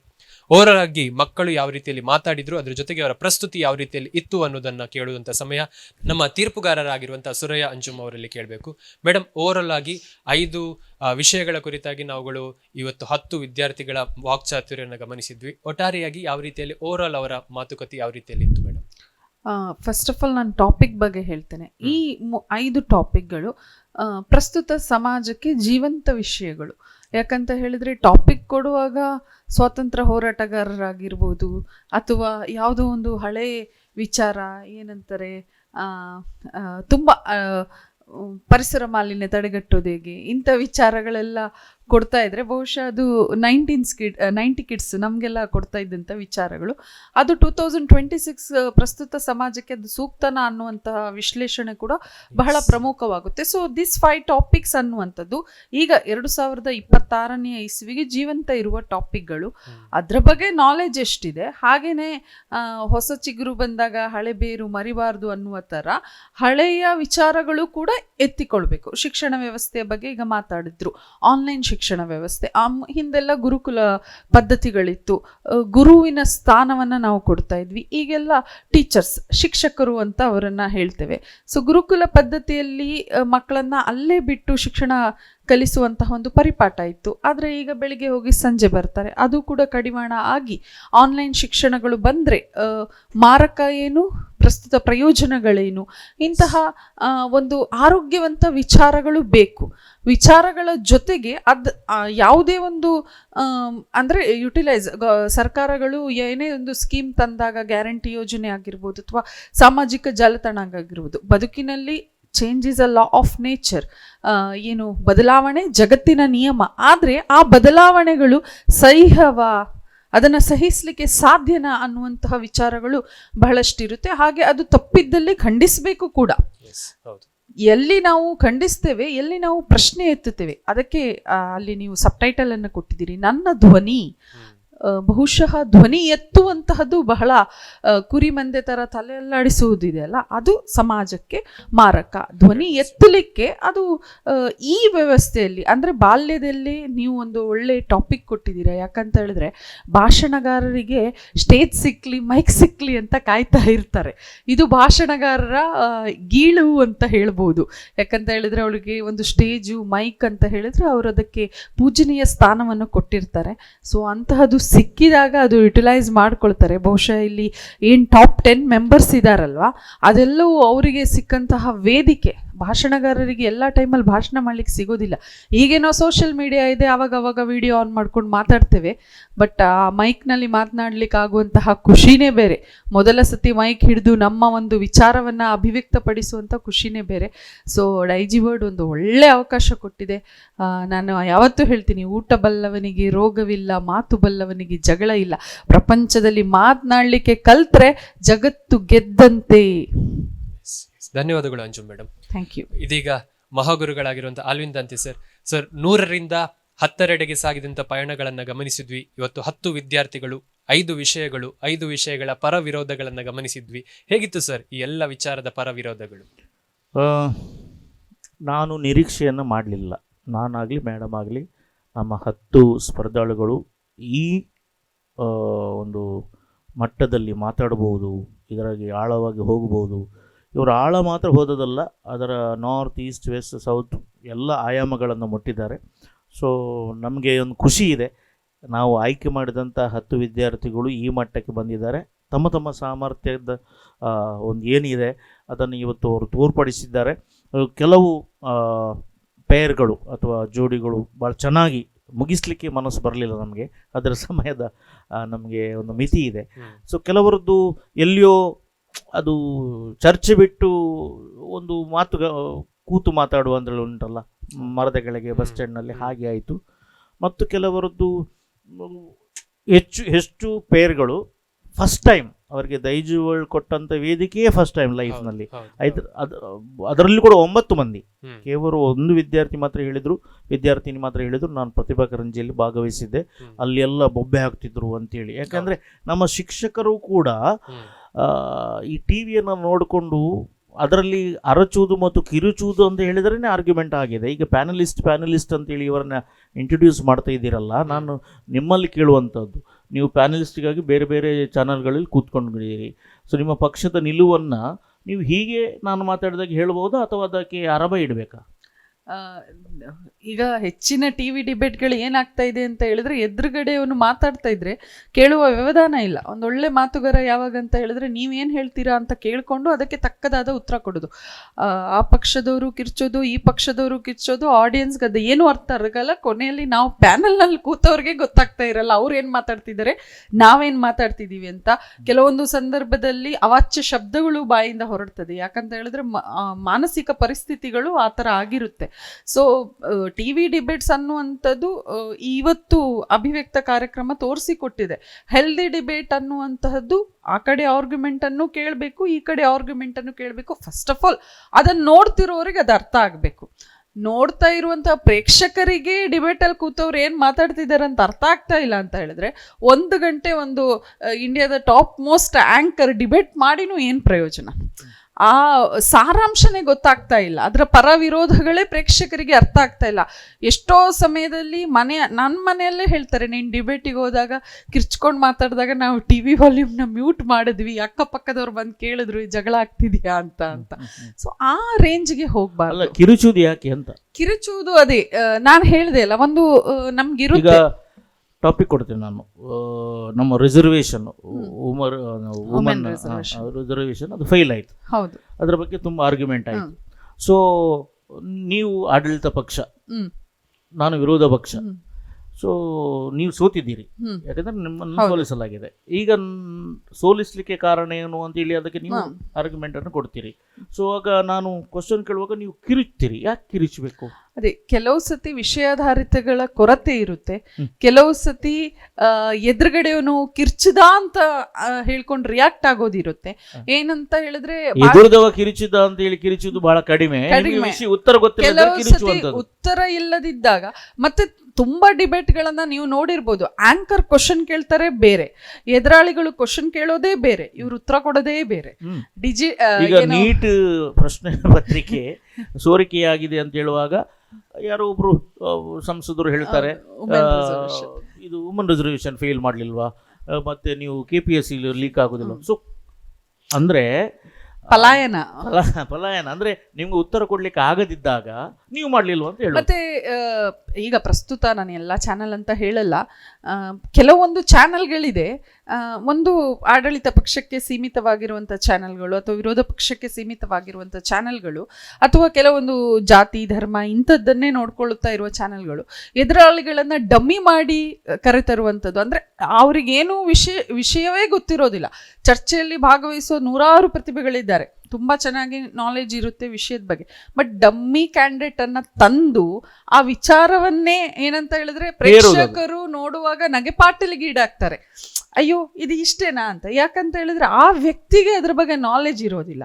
ಆ ಕಂಟೆಂಟ್ ತಪ್ಪು ಅಂತ ಹೇಳಲ್ಲ, ಕಂಟೆಂಟ್ ಅನ್ನ ವಾದಿಸುವವನು ಅದಕ್ಕೆ ಸಮರ್ಥನೋ ಅಸಮರ್ಥನೋ ಅನ್ನೋ ಯಾರನ್ನು ಕಳಿಸಬೇಕು ಅಂತ ಹೇಳಿ ಆ ಸಂಘದವರು, ಆ ಪಕ್ಷದವರು ಅಥವಾ ಆ ಸಂಘಟನೆಯವರು ಯೋಚನೆ ಮಾಡಿ ಕಳಿಸ್ಬೇಕು. ಇನ್ನು ಚಾನೆಲ್ಗಳಲ್ಲಿ ಕೂಡ ನಾನು ವಾರಕ್ಕೊಂದು 3-4 ಡಿಬೇಟಲ್ಲಿ ಕೂತ್ಕೊಳ್ತೇನೆ. ನನ್ನ ಪ್ರಕಾರ ಕೆಲವೊಂದು ಚಾನೆಲ್ಗಳಿದೆ, ಆ್ಯಂಕರ್ಗಳಿಗೆ ಕ್ರಾಸ್ ಕ್ವಶನ್ ಮಾಡಿದ್ರೆ ಅವ್ರು ಸಹಿಸ್ಕೊಳ್ಳಲ್ಲ.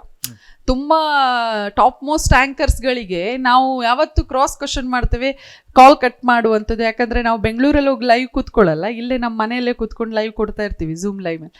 ಸೊ ಇನ್ನೊಮ್ಮೆ ಡಿಬೇಟಿಗೆ ಕರೆಯದೇ ಇರುವಂತಹದ್ದು, ಇಂತಹ ಸಂದರ್ಭಗಳೇ ಇದೆ, ಲೈನ್ ಕಟ್ ಮಾಡುವಂಥದ್ದು. ಸೊ ವಿಷಯಗಳು ಯಾರಿಗೂ ಬೇಡ, ಅವ್ರೇನು ವಾದಿಸ್ತಾರೆ ಮಂಡಿಸ್ತಾರೆ ಅದನ್ನ ನಾವು ತಲೆ ತೂಗಿಸ್ಬೇಕು. ಅದಕ್ಕೆ ನಾನು ಆ ಮಕ್ಕಳಲ್ಲಿ ಪ್ರತಿ ಸತಿ ಹೇಳ್ತಾ ಇದ್ದೆ, ಯಾವುದಾದ್ರೂ ತಪ್ಪು ಅಂತ ಅನ್ನಿಸಿದಾಗ ಅದನ್ನ ಧ್ವನಿ ಎತ್ತಿ. ನೀವು ಯಾರ ಈ ನಮ್ಮ ನಾಲಿಗೆಗೆ ಹಳೆಯವ್ರು ಹೇಳ್ತಾರೆ ಎಲುಬಿಲ್ಲದ ನಾಲಿಗೆ ಅಂತ, ಪೊಲಿಟಿಷಿಯನ್ಸ್ಗೆ ಹೇಳ್ತಾರೆ ನಾವು ಫ್ಲಿಪ್ಪರ್ಗಳಂತೆ, ಎಲ್ಲಿ ಫ್ಲಿಪ್ ಹೊಡಿತೀವಿ ಅಂತ ಗೊತ್ತಾಗಲ್ಲ ಅಂತೆ. ಸೊ ಹಾಗೆ ಫ್ಲಿಪ್ ಮಾಡುವಾಗ ನೀವು ಏನು ವಾದ ಮಾಡ್ತೀರಲ್ವಾ ಅದನ್ನು ತಪ್ಪಂತ ಆ ಸಂದರ್ಭಕ್ಕೆ ಒಪ್ಕೊಳ್ಬೇಡಿ. ಮಾತ್ರ ಯಾವತ್ತು ತಪ್ಪಂತ ಅನ್ನಿಸಿದಾಗ ಅದನ್ನು ಧ್ವನಿ ಎತ್ತುವಂಥ ಕೆಲಸ ಮಾಡಬೇಕು. ಸೊ ಬಹುಶಃ ನಮ್ಮಲ್ಲಿ ವಾಕ್ಚಾತುರ್ಯ ಇತ್ತೀಚೆಗೆ ಕಡಿಮೆ ಆಗ್ತಾ ಇದೆ ಅಂತ ಹೇಳ್ಬೋದು. ಯಾಕಂತ ಹೇಳಿದ್ರೆ ಮಕ್ಕಳಲ್ಲಿ ಟಾಪಿಕ್ಸ್ಗಳಿಲ್ಲ, ಒಳ್ಳೆ ರೀತಿಯಾಗಿ ಅವ್ರಿಗೆ ಆರ್ಗ್ಯುಮೆಂಟ್ ಮಾಡೋದು ಗೊತ್ತಿಲ್ಲ. ಭಾಷಣಗಾರರು ಹುಟ್ಕೊಳ್ಬೇಕು. ಹಾಗೆಯೇ ವಿಷಯಾಧಾರಿತದ ಬಗ್ಗೆ ನಾಲೆಡ್ಜ್ಗಳು, ಜ್ಞಾನದ ಕೊರತೆ ಕೂಡ ಕಾಣ್ತಾ ಇದೆ. Because of social media, reels, ಅದು ಇದು ಅಂತ ನಾವು ಎಕ್ಸ್ಕ್ಯೂಸಸ್ ಕೊಡ್ಬೋದು. ಬಟ್ ಮಕ್ಕಳು ಸ್ಕೂಲ್ ಕಾಲೇಜಲ್ಲಿ ಚೆನ್ನಾಗೇ ಕಲಿತಾರೆ, ಆದರೆ ಔಟ್ ಆಫ್ ದಿ ಸಬ್ಜೆಕ್ಟ್ ಏನೂ ಗೊತ್ತಿರಲ್ಲ. ಬಟ್ ದಿಸ್ ಟಾಪ್ 10 ಇದಾರಲ್ಲ ತುಂಬ ನಾಲೆಜ್ ಇದೆ. ಯಾಕಂತ ಹೇಳಿದ್ರೆ ನೀವು ಒಂದೇ ವಿಷಯ ನೀವು ತುಂಬ ಎಪಿಸೋಡ್ ಮಾಡಿದ್ದೀರಾ, ಅದಷ್ಟ್ರ ಬಗ್ಗೆ ತಿಳ್ಕೊಂಡು ಇವತ್ತೊಂದು ಡಿಬೇಟ್ ಅಂತ ಹೇಳಿದರೆ ಕಲ್ತಿರೋ ವಿಷಯಗಳು ಮಾತ್ರ ಬರಲ್ಲ. ಒಂದು ಹುಡುಗಿ ತುಂಬ ಒಳ್ಳೆ ಅಂಕಿಅಂಶಗಳನ್ನು ಕೊಡ್ತಿದ್ಲು, ಸರಿಯಾದ ತಪ್ಪ ಸೆಕೆಂಡ್ರಿ, ಬಟ್ ತಿಳ್ಕೊಳ್ಳುವ ಪ್ರಯತ್ನ ಮಾಡಿದಾಳೆ, ಬಂದಿಲ್ಲಿ ಮಂಡಿಸಿದಾಳೆ. ಸೊ ಅದ್ರ ಬಗ್ಗೆ ಸರ್ಚ್ ಆಗಿದೆ. ಆ ಒಂದು ನಾನು ಪ್ಯಾನಲಲ್ಲಿ ಡಿಸ್ಕಷನಲ್ಲಿ ನೋಡುವಾಗ ಅಲ್ಲಿ ಫ್ಯಾಕ್ಟ್ಸ್ ಆ್ಯಂಡ್ ಫಿಗರ್ ಬರುವಾಗ ಅವ್ರು ಹೇಳಿದ್ರು ನಾನು ಶೋರೂಮಿಗೆ ಹೋಗಿ ಕೇಳ್ಕೊಂಡು ಬಂದಿದ್ದೇನೆ ಅಂತ. ಸೊ ಅಷ್ಟು ರಿಸರ್ಚ್ ಇರಬೇಕು. ರಿಸರ್ಚ್ ಇಲ್ಲದೆ ನೀವು ಯಾವ ವಿಷಯದಲ್ಲಿ ನಿಮಗೆ ಜ್ಞಾನದ ಕೊರತೆ ಇರುತ್ತೋ ಆ ವಿಚಾರದಲ್ಲಿ ಮಾತನಾಡಲಿಕ್ಕೆ ಯಾರಿಗೂ ಸಾಧ್ಯ ಇಲ್ಲ. ಸರಿ, ಈಗ ನಾವು 5 ಟಾಪಿಕ್ ಕೊಟ್ಟಿದ್ದೇವೆ: ಸಾಮೂಹಿಕ ಜಾಲತಾಣ, digital transaction, online class, guarantee ಯೋಜನೆ. ನೀವು ಆದರೆ ಯಾವ್ದು ಕೊಡ್ತಿದ್ರಿ 2026ಗೆ ಸಂಬಂಧಪಟ್ಟಂತೆ?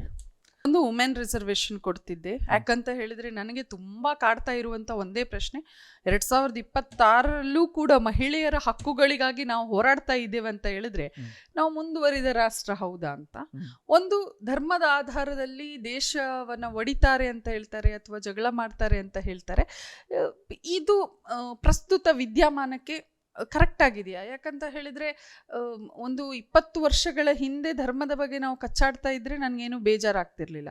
2026ಅಲ್ಲಿ ಇದ್ದುಕೊಂಡು ಕೂಡ ಎಜುಕೇಷನ್, ಅಭಿವೃದ್ಧಿ, ದೇಶ, ಮುಂದುವರಿದ ರಾಷ್ಟ್ರಗಳನ್ನು ನೋಡಿಕೊಂಡು ಡಿಜಿಟಲ್ ಯುಗದಲ್ಲಿ ಇದ್ದರೂ ಕೂಡ ಇದೆಲ್ಲ ಬೇಕಾ ಅನ್ನೋ ವಿಚಾರಗಳನ್ನು ನಾನು ಕೊಡ್ತಾ ಇದ್ದೆ. ಯಾಕಂತ ಹೇಳಿದರೆ ಯಾವತ್ತು ನಾವು ಸಣ್ಣದಿರುವಾಗಲೇ ಬಾಲ್ಯದಿಂದಲೇ ನಾವು ಸಮಾನತೆಯ ಬಗ್ಗೆ ಮಕ್ಕಳಿಗೆ ಹೇಳ್ಕೊಡ್ಬೇಕು.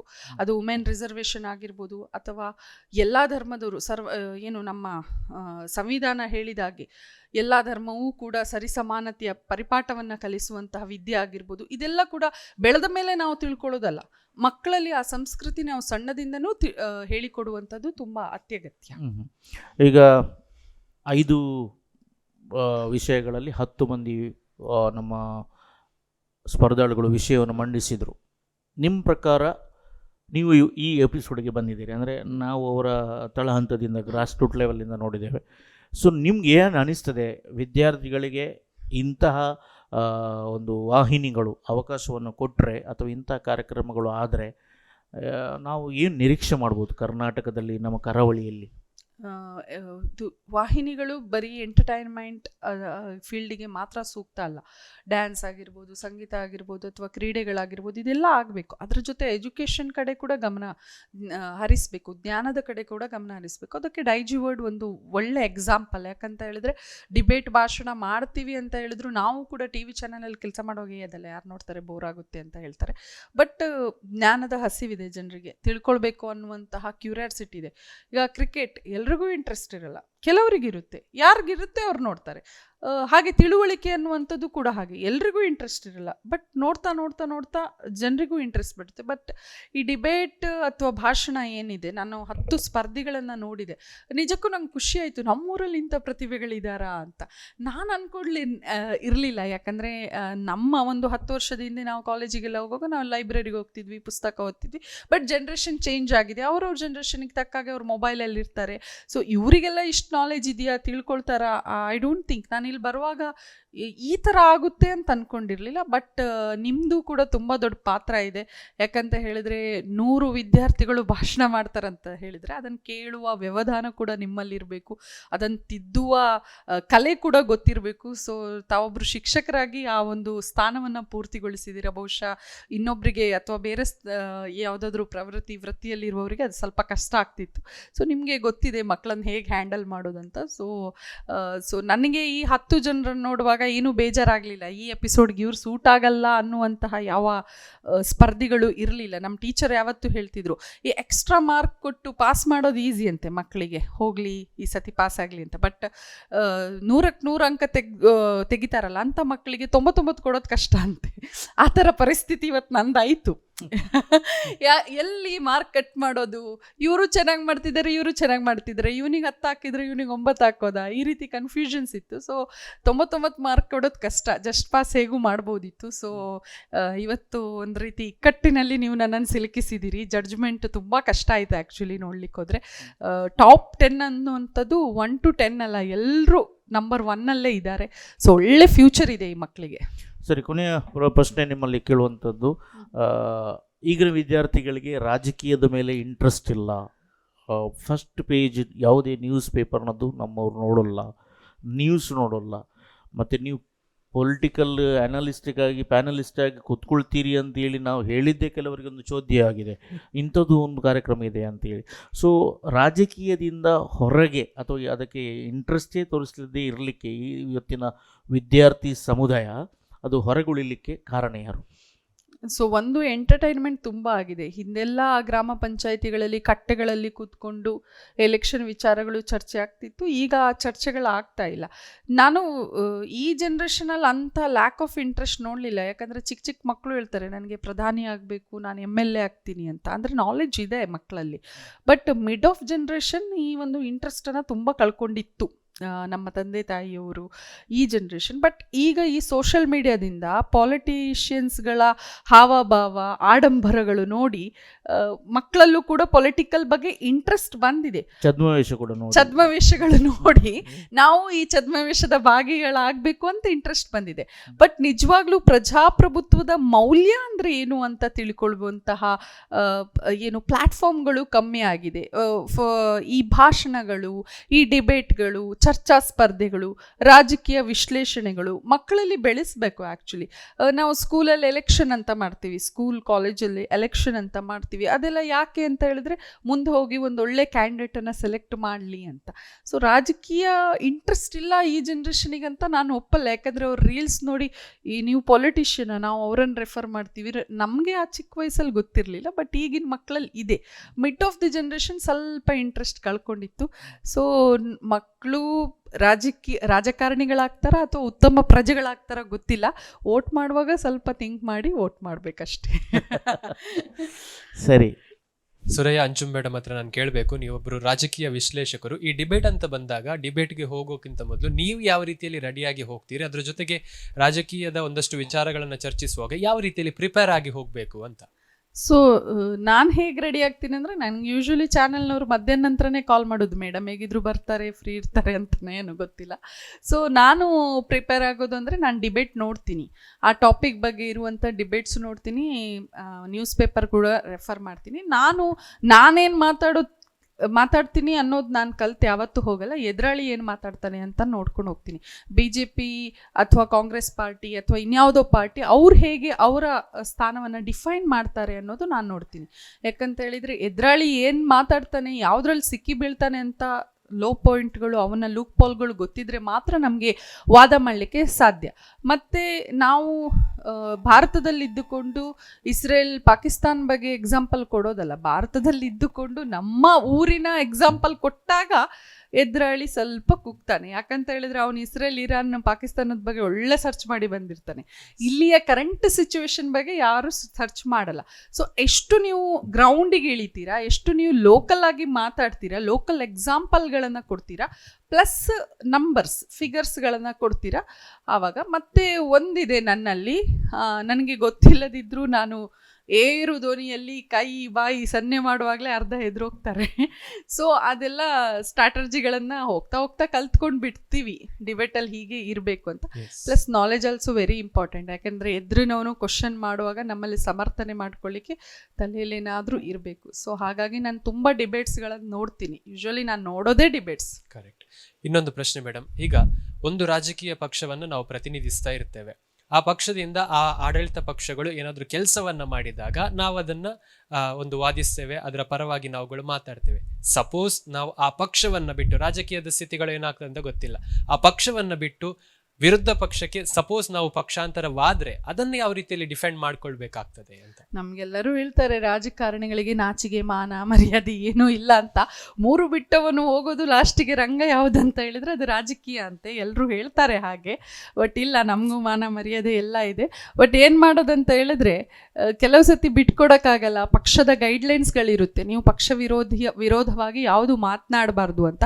ಸೊ ಆ ಗೈಡ್ಲೈನ್ಸ್ಗಳು ಒಪ್ಪಬೇಕಾಗುತ್ತೆ. ಕೆಲವು ಸತಿ ಗೈಡ್ಲೈನ್ಸ್ಗಳು ತುಂಬ ಒತ್ತಡ ಬಿದ್ದಾಗ ಕೆಲವರು ಪಕ್ಷಾಂತರವಾಗ್ತಾರೆ, ಕೆಲವರು ಬೇರೆ ಬೇರೆ ಕಾರಣಕ್ಕೋಸ್ಕರ ಪಕ್ಷಾಂತರವಾಗ್ತಾರೆ. ಸೊ ಅದು ನಮಗೆ ಏನು ಹೇಳ್ತಾರೆ, ಕಲಿಯದೇ ಬಂದ ವಿದ್ಯೆಗಳು ರಾಜಕಾರಣಿಗಳಿಗೆ. ಹೋಗಿ ಹೇಗೆ ಸಹ ಡಿಫೈನ್ ಮಾಡಿ ಬರ್ತೇವೆ. ನಮ್ಮ ನಾಲಿಗೆಗೆ ಮೂಳೆ ಇಲ್ಲ, ನಮ್ಮ ಎತ್ತಿಗೆ 4 ಕಾಲಲ್ಲ 3 ಕಾಲು. ಸೊ ನಮ್ಮ ಪಕ್ಷನೇ ಗ್ರೇಟ್ ಅಂತ ನಾವು ಹೇಳೋದನ್ನು ಕಲ್ತಿರ್ತೇವೆ. ಸೊ ಫ್ಲಿಪ್ ಬೇಗ ಆಗ್ತೀವಿ ರಾಜಕಾರಣಿಗಳು. ಯಾವ ಪಕ್ಷಕ್ಕೆ ಹೋದರೂ ಅದರ ಕುರಿತು ಸಮರ್ಥನೆಯನ್ನು ಮಾಡ್ತಾರೆ. ಸೊ ನಿಮ್ಮಂಥ ಆ್ಯಂಕರ್ಸ್ಗಳು ಕೇಳ್ತಾರೆ, ಆ ಪಕ್ಷದಲ್ಲಿದ್ದಾಗ ನೀವು ಹೇಗೆ ಹೇಳಿದ್ರಲ್ಲ, ಆವಾಗ ಹೇಳ್ತಾರೆ ನಮ್ಗೆ ಆ ಪಕ್ಷದಲ್ಲಿದ್ದಾಗ ಗೊತ್ತಿರಲಿಲ್ಲ ಈ ಪಕ್ಷದಲ್ಲಿ ಇಷ್ಟೊಂದು ಹುಳುಕಿದೆ ಅಂತ. ಈ ಪಕ್ಷಕ್ಕೆ ಬಂದಮೇಲೆ ಗೊತ್ತಾಯಿತು ಆ ಪಕ್ಷದಲ್ಲಿ ಅಷ್ಟೆಲ್ಲ ಹುಳುಕಿದೆ ಅಂತ. ಸೊ ಕೊನೆಗೆ ಈ ಪಕ್ಷದಲ್ಲಿ ಸೀಟ್ ಕೊಟ್ಟಿಲ್ಲ ಅಂದಾಗ ಪುನಃ ಆ ಪಕ್ಷಕ್ಕೆ ಹೋಗ್ತೀವಿ. ವಾಸ್ತವಿಗಳಿಗೆ ಬದಲಾಗ್ತಾ ಹೋಗ್ಬೇಕು ನಾವುಗಳು. ಎಸ್, ನಾನು ಕೃಷ್ಣನ ಡಿಫೆನ್ ಮೆಕ್ಯಾನಿಸಮ್ ಅನ್ನ ಒಂದು ಎಪಿಸೋಡಲ್ಲಿ ಉದಾಹರಣೆಯಾಗಿ ಕೊಡ್ತೇನೆ. ತಂತ್ರಗಾರಿಕೆಗಳು ಇಲ್ಲದೆ ರಾಜಕೀಯ ರಂಗ ಅಂತಲ್ಲ, ಯಾವ ರಂಗದಲ್ಲೂ ನೀವು ಒಂದು ಆಂಕರ್, ನಿಮ್ಗಿಂತ ಒಂದು ಸೀನಿಯರ್ ಆಂಕರ್ ಇರ್ತಾರೆ, ಅವ್ರಿಗಿಂತ ನೀವು ಹೇಗೆ ಫೇಮಸ್ ಆಗಬೇಕು, ಹೇಗೆ ನಿಮ್ಮ ಭಾಷೆಯಲ್ಲಿ ಅವ್ರಿಗಿಂತ ಚೆನ್ನಾಗಿ ಹಿಡಿತಾ ಬರಬೇಕು ಅಂತ ಹೇಳಿದ್ರೆ ಅವರ ತಂತ್ರಗಾರಿಕೆಗಳನ್ನು ನೀವು ಕೂಡ ಅಡಾಪ್ಟ್ ಮಾಡ್ಕೊಳ್ಳೇಬೇಕಾಗುತ್ತೆ. ಸೊ ಗೆಲುವು ಅನ್ನುವಂಥದ್ದು ಏನು ಸ್ಟ್ರೈಟ್ ರೋಡಲ್ಲಿ ಹೋದರೆ ಆಗಲ್ಲ. ತಿರುವು ಮುರುವುಗಳಲ್ಲಿ ಹೋಗಿ ಅವನಿಗಿಂತ ಬೇಗ ನಾನು ಹೇಗೆ ರೀಚ್ ಆಗಬೇಕು ಅನ್ನುವಂಥ ತಂತ್ರಗಾರಿಕೆಗಳು ಕೇವಲ ರಾಜಕೀಯ ಅಲ್ಲ, ಪ್ರತಿಯೊಬ್ಬರಿಗೂ ಇರಬೇಕು. ಅದರಲ್ಲೂ ಕೂಡ ಇಂತಹ ಭಾಷಣ ಈ ರೀತಿಯ ಫೀಲ್ಡಲ್ಲಿ ನೀವು ಕೂಡ ಮಾತನಾಡೋ ಫೀಲ್ಡಲ್ಲೇ ಇದ್ದೀರಾ. ಸೊ ಇಲ್ಲಿ ಎಲ್ಲರ ಅಡಾಪ್ಷನ್ಗಳೇ ನಾವು ಒಂದು ಪ್ಯಾಕೇಜ್ ಆಗಿರ್ತೇವೆ. ಪ್ರತಿಯೊಬ್ಬ ಆಂಕರ್ನ ಅಡಾಪ್ಷನ್ನೇ ನೀವು ಒಂದು ಟೋಟಲ್ ಫೈನಲ್ ಒಂದು ಪ್ರಾಡಕ್ಟ್ ಆಗಿರ್ತೀರ. ಸೊ ತಂತ್ರಗಾರಿಕೆ very important. Thank you so much. Thank you. ಅದ್ರ ಜೊತೆಗೆ ಅಲ್ವಿಂದಂತಿ ಸರ್, ನಾವು ಇವತ್ತು ಪರ ವಿರೋಧ ಚರ್ಚೆಗಳನ್ನ ಗಮನಿಸಿದ್ವಿ. ನಮ್ಗೆ ಆ ವಿಷಯ ಇಷ್ಟ ಇಲ್ಲದೇ ಇದ್ರೂ ಕೂಡ ನಾವು ಅದ್ರ ವಿರೋಧವಾಗಿ ಒಮ್ಮೊಮ್ಮೆ ಮಾತನಾಡಬೇಕಾಗ್ತದೆ. ಅಂದ್ರೆ ಡಿಬೇಟ್ ಅಂತ ಹಂತಕ್ಕೆ ಬಂದಾಗ ನಾವು ಅದನ್ನ ಬಳಸ್ತಾ ಇರ್ತೇವೆ, ನಮ್ಗೆ ಅದು ತುಂಬಾ ಇಷ್ಟ ಆದ್ರೂ ಕೂಡ ವಿರೋಧವಾಗಿ ಮಾತನಾಡಬೇಕು. ಒಂದು ವೇಳೆ ನಾವು ಅದನ್ನ ಬಳಸುವುದೇ ಇಲ್ಲ ಅಂತ ಇದ್ರೂ ಕೂಡ ನಾವು ಅದರ ಪರವಾಗಿ ಮಾತನಾಡಬೇಕು. ಸೊ ಎಲ್ಲ ವಿಚಾರವನ್ನ ಗಮನಿಸಿದಾಗ ಓವರ್ ಆಲ್ ಈ ಡಿಬೇಟ್ ಕಾರ್ಯಕ್ರಮದ ಇವತ್ತಿನ ಸ್ಪರ್ಧಾ ಕಾರ್ಯಕ್ರಮ ಯಾವ ರೀತಿಯಲ್ಲಿತ್ತು ಸರ್? When you are in Rome, be like Roman. When you are in India, be like Indian. So ಯಾವುದೆಲ್ಲ ಕೀಟ, ಪ್ರಾಣಿ, ಪಕ್ಷಿ, ಹಾವು, ಮನುಷ್ಯ ಆ ಸಂದರ್ಭಕ್ಕೆ ಗಿವನ್ ಪ್ಲೇಸ್, ಆ ಸ್ಥಳಕ್ಕೆ ಮತ್ತು ಆ ಜಾಯಮಾನಕ್ಕೆ ಒಗ್ಗಿಕೊಳ್ತಾನ, ಅವನು ಬದುಕ್ತಾನೆ. ಈಗ ಮೇಡಮ್ ಹೇಳಿದಾಗೆ ಊಟ ಬಲ್ಲವನಿಗೆ ರೋಗ ಇಲ್ಲ, ಮಾತು ಬಲ್ಲವನಿಗೆ ಜಗಳ ಇಲ್ಲ. ಈಗ ಮಾತು ಮಾತ್ರ ಅಲ್ಲ, ಈಗ ನಾವು ನೋಡ್ತೇವೆ ಕೆಲವು ರಾಜಕೀಯ ವ್ಯಕ್ತಿಗಳು ತಮಿಳ್ನಾಡಿಗೆ ಹೋಗುವಾಗ ಸ್ವಲ್ಪ ಕಪ್ಪು ಕಾಣ್ತಾರೆ, ಬೆಂಗಾಳಿಗೆ ಹೋಗುವಾಗ ಸ್ವಲ್ಪ ಬಿಳಿ ಕಾಣ್ತಾರೆ, ಅಲ್ಲಿ ಮೀನು ಹಿಡ್ಕೊಳ್ತಾರೆ, ಇನ್ನು ಕಡೆಯಲ್ಲಿ ತಟ್ಟೆ ಇಟ್ಕೊಳ್ತಾರೆ. ಸೊ ಅವರು ಬದುಕುವ ಕಲೆಯನ್ನು ಕಂಡುಕೊಂಡಿದ್ದಾರೆ. ಆದರೆ ನಿಮ್ಮಂಥವ್ರಿಗೆ ಅದು ಅರ್ಥ ಆಗುತ್ತೆ ಇದು ಯಾಕೆ ಅಂಥೇಳಿ. ಸೊ ನೀವು ಹೇಳಿದ್ರಿ ಮನಸ್ಸಿಲ್ಲದಿದ್ದರೂ ಕೂಡ ಅದರ ಬಗ್ಗೆ ಮಾತಾಡಬೇಕು ಅಲ್ವಾ? ನಿಮಗೆ ಹೊಡೆದಂಥ, ನಿಮಗೆ ಶಿಕ್ಷೆ ಕೊಟ್ಟಂತಹ ಶಿಕ್ಷಕ ನಾನಂದು ಇಟ್ಕೊಳ್ಳುವ. ಈಗ ನಾನು ರಿಟೈರ್ಡ್ ಆಗ್ತೇನೆ, ಆ ದಿವಸ ನಿಮಗೆ ಮಾತನಾಡಲಿಕ್ಕೆ ಬರ್ತದೆ, ನೀವು ವಿರೋಧವಾಗಿ ಮಾತಾಡ್ತೀರಾ? ಇಲ್ಲ. ಹಾಂ, ಸಾಹಿತ್ಯ ಬೋಯ್ನೇ ಸಾಹಿತ್ಯ ಬಾಡಂಚಿ ಅಂತೇಳಿ ಸಭೆಯಲ್ಲಿ ಮಾತಾಡುವಾಗ ಹೇಗೆ ಮಾತಾಡ್ತೀರಿ ನೀವು? ನಿಮ್ಮ ಏನೆಲ್ಲ ಒಳ್ಳೆ ಇಷ್ಟ ಆಗಿದೆ, ಹೆಂಡತಿ ಮಾಡಿದಂಥ ಶಿಕ್ಷಕರು, ಹೆಂಡತಿ ಮಾಡಿದಂತಹ ಊಟ ಸರಿ ಇಲ್ಲ, ಬೈತೀರಾ? ಇಲ್ಲ ಸರ್. ಬೈದ್ರೆ ಗೊತ್ತಿಲ್ಲ ಸರ್, ಮದುವೆ ಆಗಲಿಲ್ಲ. ನೋಡಿ, ಮದುವೆ ಆದರೂ ಕೂಡ ಇದೇ ಆಗುವಂಥದ್ದು. ಬೈದ್ರೆ ಮರು ದಿವಸ ಊಟ ಇಲ್ಲ. ಹೌದು. ಹಾಂ, ಸೊ ಅದನ್ನು ಪೊಲೈಟ್ಲಿ ಹೇಳಬೇಕಾಗತ್ತೆ. ಭಾಳ ಚೆನ್ನಾಗಿತ್ತು, ಭಾಳ ಅದ್ಭುತವಾಗಿತ್ತು, ಸ್ವಲ್ಪ ಉಪ್ಪು ಹಾಕಿದ್ರೆ ಒಳ್ಳೇದಾಗ್ತಿತ್ತೋ ಏನೋ. ಸೊ ಮನಸ್ಸಿರಲಿ, ಮನಸ್ಸಿಲ್ಲದೇ ಇರಲಿ, ನಾವು ಅದನ್ನು ಒಪ್ಕೊಳ್ಬೇಕು. ಈಗ ಯಾರೋ ಸಿಕ್ಕಿದ್ದಾರೆ ನಿಮ್ಮ ಜಾತಕ, ಮದುವೆ ಆಗಲಿಲ್ಲಲ್ವಾ, ಅದೇ ಎಕ್ಸಾಂಪಲ್ ಕೊಡ್ತೇನೆ ನಾನು. ಯಾರೋ ಸಿಕ್ಕಿದ್ದಾರೆ, ನಿಮ್ಮ ಜಾತಕ ಕೂಡಿ ಬಂತು, ಆಯಿತು, ನಿಮ್ಮ ನಕ್ಷತ್ರ ಒಳ್ಳೆದುಂಟು, ಚಂದ್ರ ನಡುವೆ ಬಂದಿದ್ದಾನೆ, ಶನಿ ದೂರ ಇದ್ದಾನೆ, ಗುರುವಿನ ನಡುವೆ ಅವಿತ, ಎಂಥದ್ದು ಬೇಕಾದ್ರೆ ಆಗಲಿ. ಈಗ ಪಾಲಿಗೆ ಬಂದದ್ದು ಪಂಚಾಮೃತ, ಪಾಲಿಗೆ ಬಂದ ಮೇಲೆ ನೀವು ಅವರನ್ನು ಇಷ್ಟಪಡಬೇಕು. ಹೌದು. ಹಾಂ, ಅದು ಮುಖ್ಯ. ಹ್ಮ್. ನಿಮಗೆ ಕೊಟ್ಟಂಥ ವಿಚಾರವನ್ನು ಇಷ್ಟಪಡಬೇಕು. ಯಾರೋ ಉದ್ದೇಶಕ್ಕೋಸ್ಕರ ನೀವು ಸೈನ್ಸಿಗೆ ಹೋಗ್ತೀರಿ. ಹ್ಮ್. ಈಗ SLC ಆಗಿದೆ, ರಿಸಲ್ಟ್ ಬಂದಿದೆ, ನೀವು ಸೈನ್ಸ್ಗೆ ಹೋಗ್ತೀರ ಅಂತೇಳಿ ನಾನು ಕೂಡ ಬರುವುದು, ನಾನು ಸೈನ್ಸ್ಗೆ ಹೋಗ್ತೀನಿ, ಇವರು ಕೂಡ ಬರುವುದು. ಅದರಲ್ಲಿ ಫಿಸಿಕ್ಸ್, ಕೆಮಿಸ್ಟ್ರಿ, ಮಿಸ್ಟ್ರಿ ಎಲ್ಲ ಆಗೋ ಉಂಟಲ್ಲ, ಮತ್ತು ಆಲದ ಮರವೇ ಗತಿ ಕಾಣುತ್ತೆ ನಮಗೆ. ಸೊ ಹೋದ ಮೇಲೆ ನಾವು ಅದನ್ನು ಇಷ್ಟಪಡಬೇಕು. ನೀರಿಗೆ ಇಳಿದ ಮೇಲೆ ನನಗೆ ಸ್ವಿಮ್ಮಿಂಗ್ ಬರೋದಿಲ್ಲ, ಈಜ್ಲಿಕ್ಕೆ ಬರೋದಿಲ್ಲ ಅಂತ ಹೇಳಲಿಕ್ಕೆ ಆಗೋದಿಲ್ಲ. ಕೈ ಕಾಲು ಬಡಿಬೇಕು, ಏನಾದರೂ ಸಿಗ್ತದನ್ನು ಹಿಡಿಬೇಕು. ಹಿಡಿದದ್ದು ಹಾವಿನ ಬಾಲ ಕೂಡ ಇರ್ಬೋದು, ಆದರೆ ನಾವು ಪ್ರಯತ್ನವನ್ನು ಮಾಡಬೇಕು. ನೀವು ಒಳ್ಳೆ ಪ್ರಶ್ನೆ ಕೇಳಿದಿರಿ.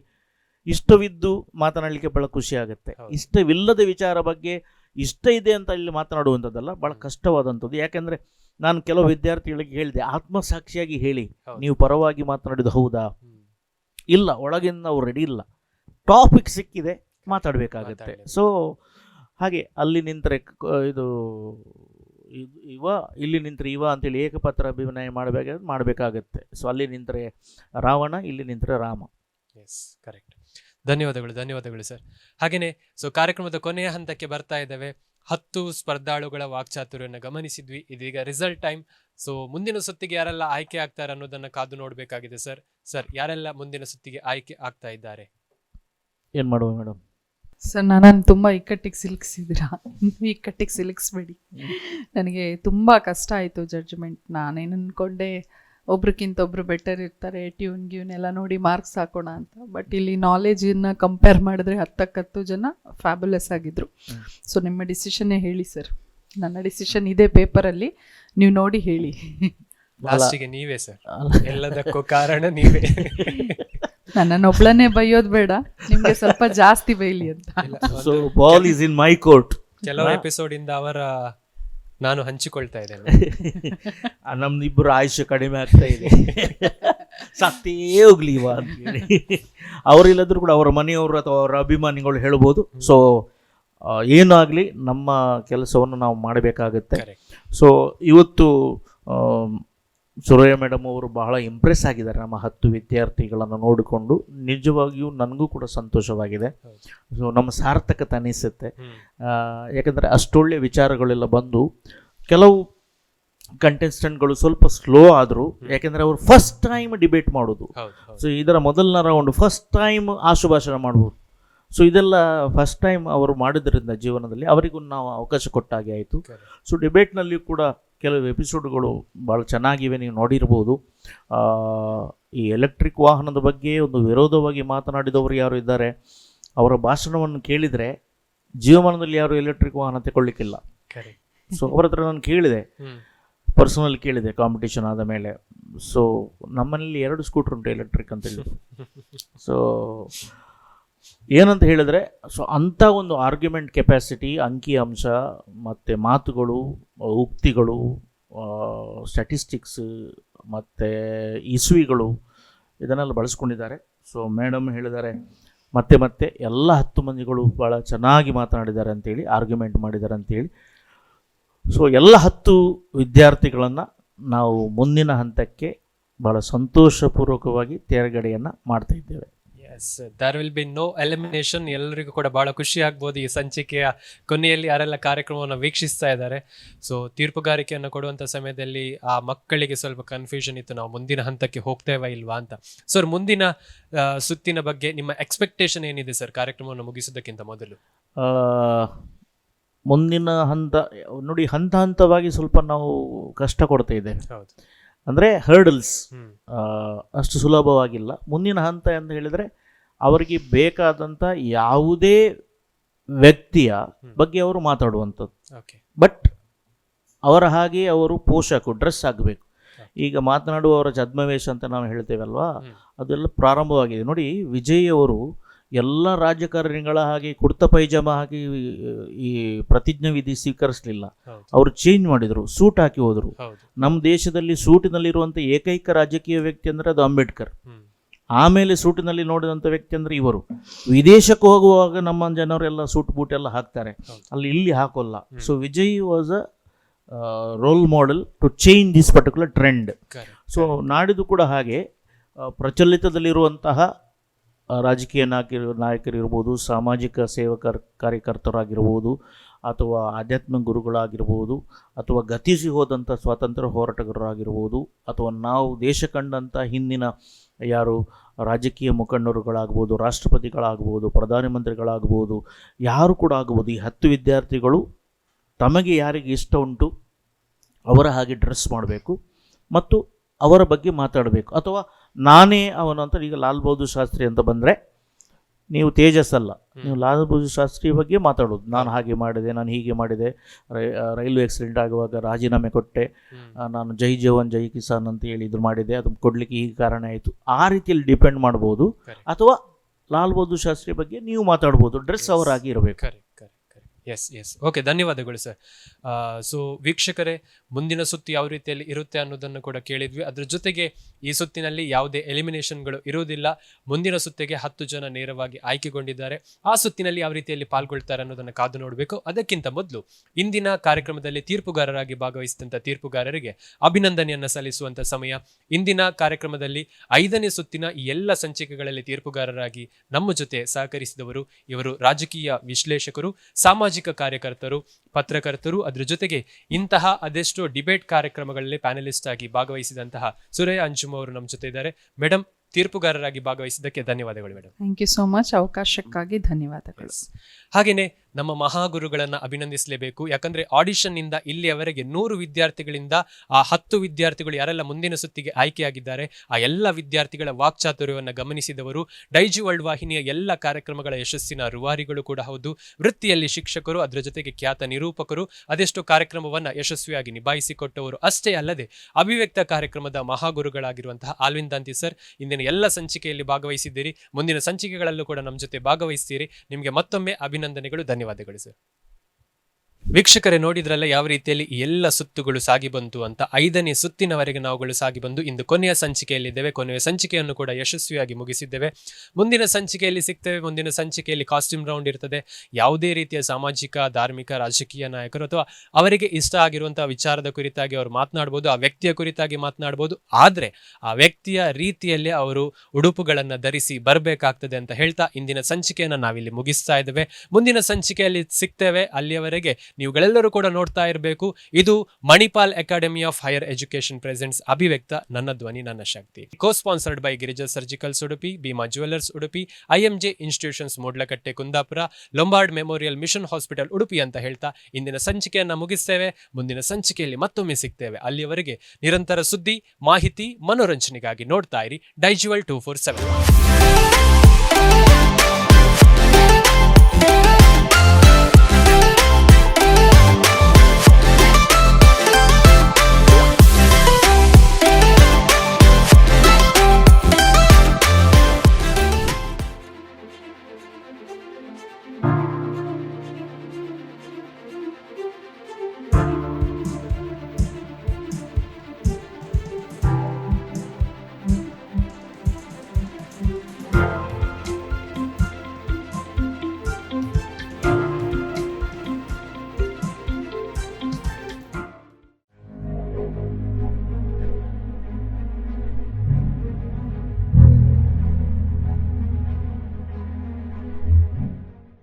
Manipal Academy of Higher Education presents Abhivyakta, co-sponsored by Bhima Jewellers Udupi, Girija Surgicals Udupi, IMJ Institutions Modlakatte Kundapura ಮತ್ತು CSI Lombard Memorial Mission Hospital Udupi.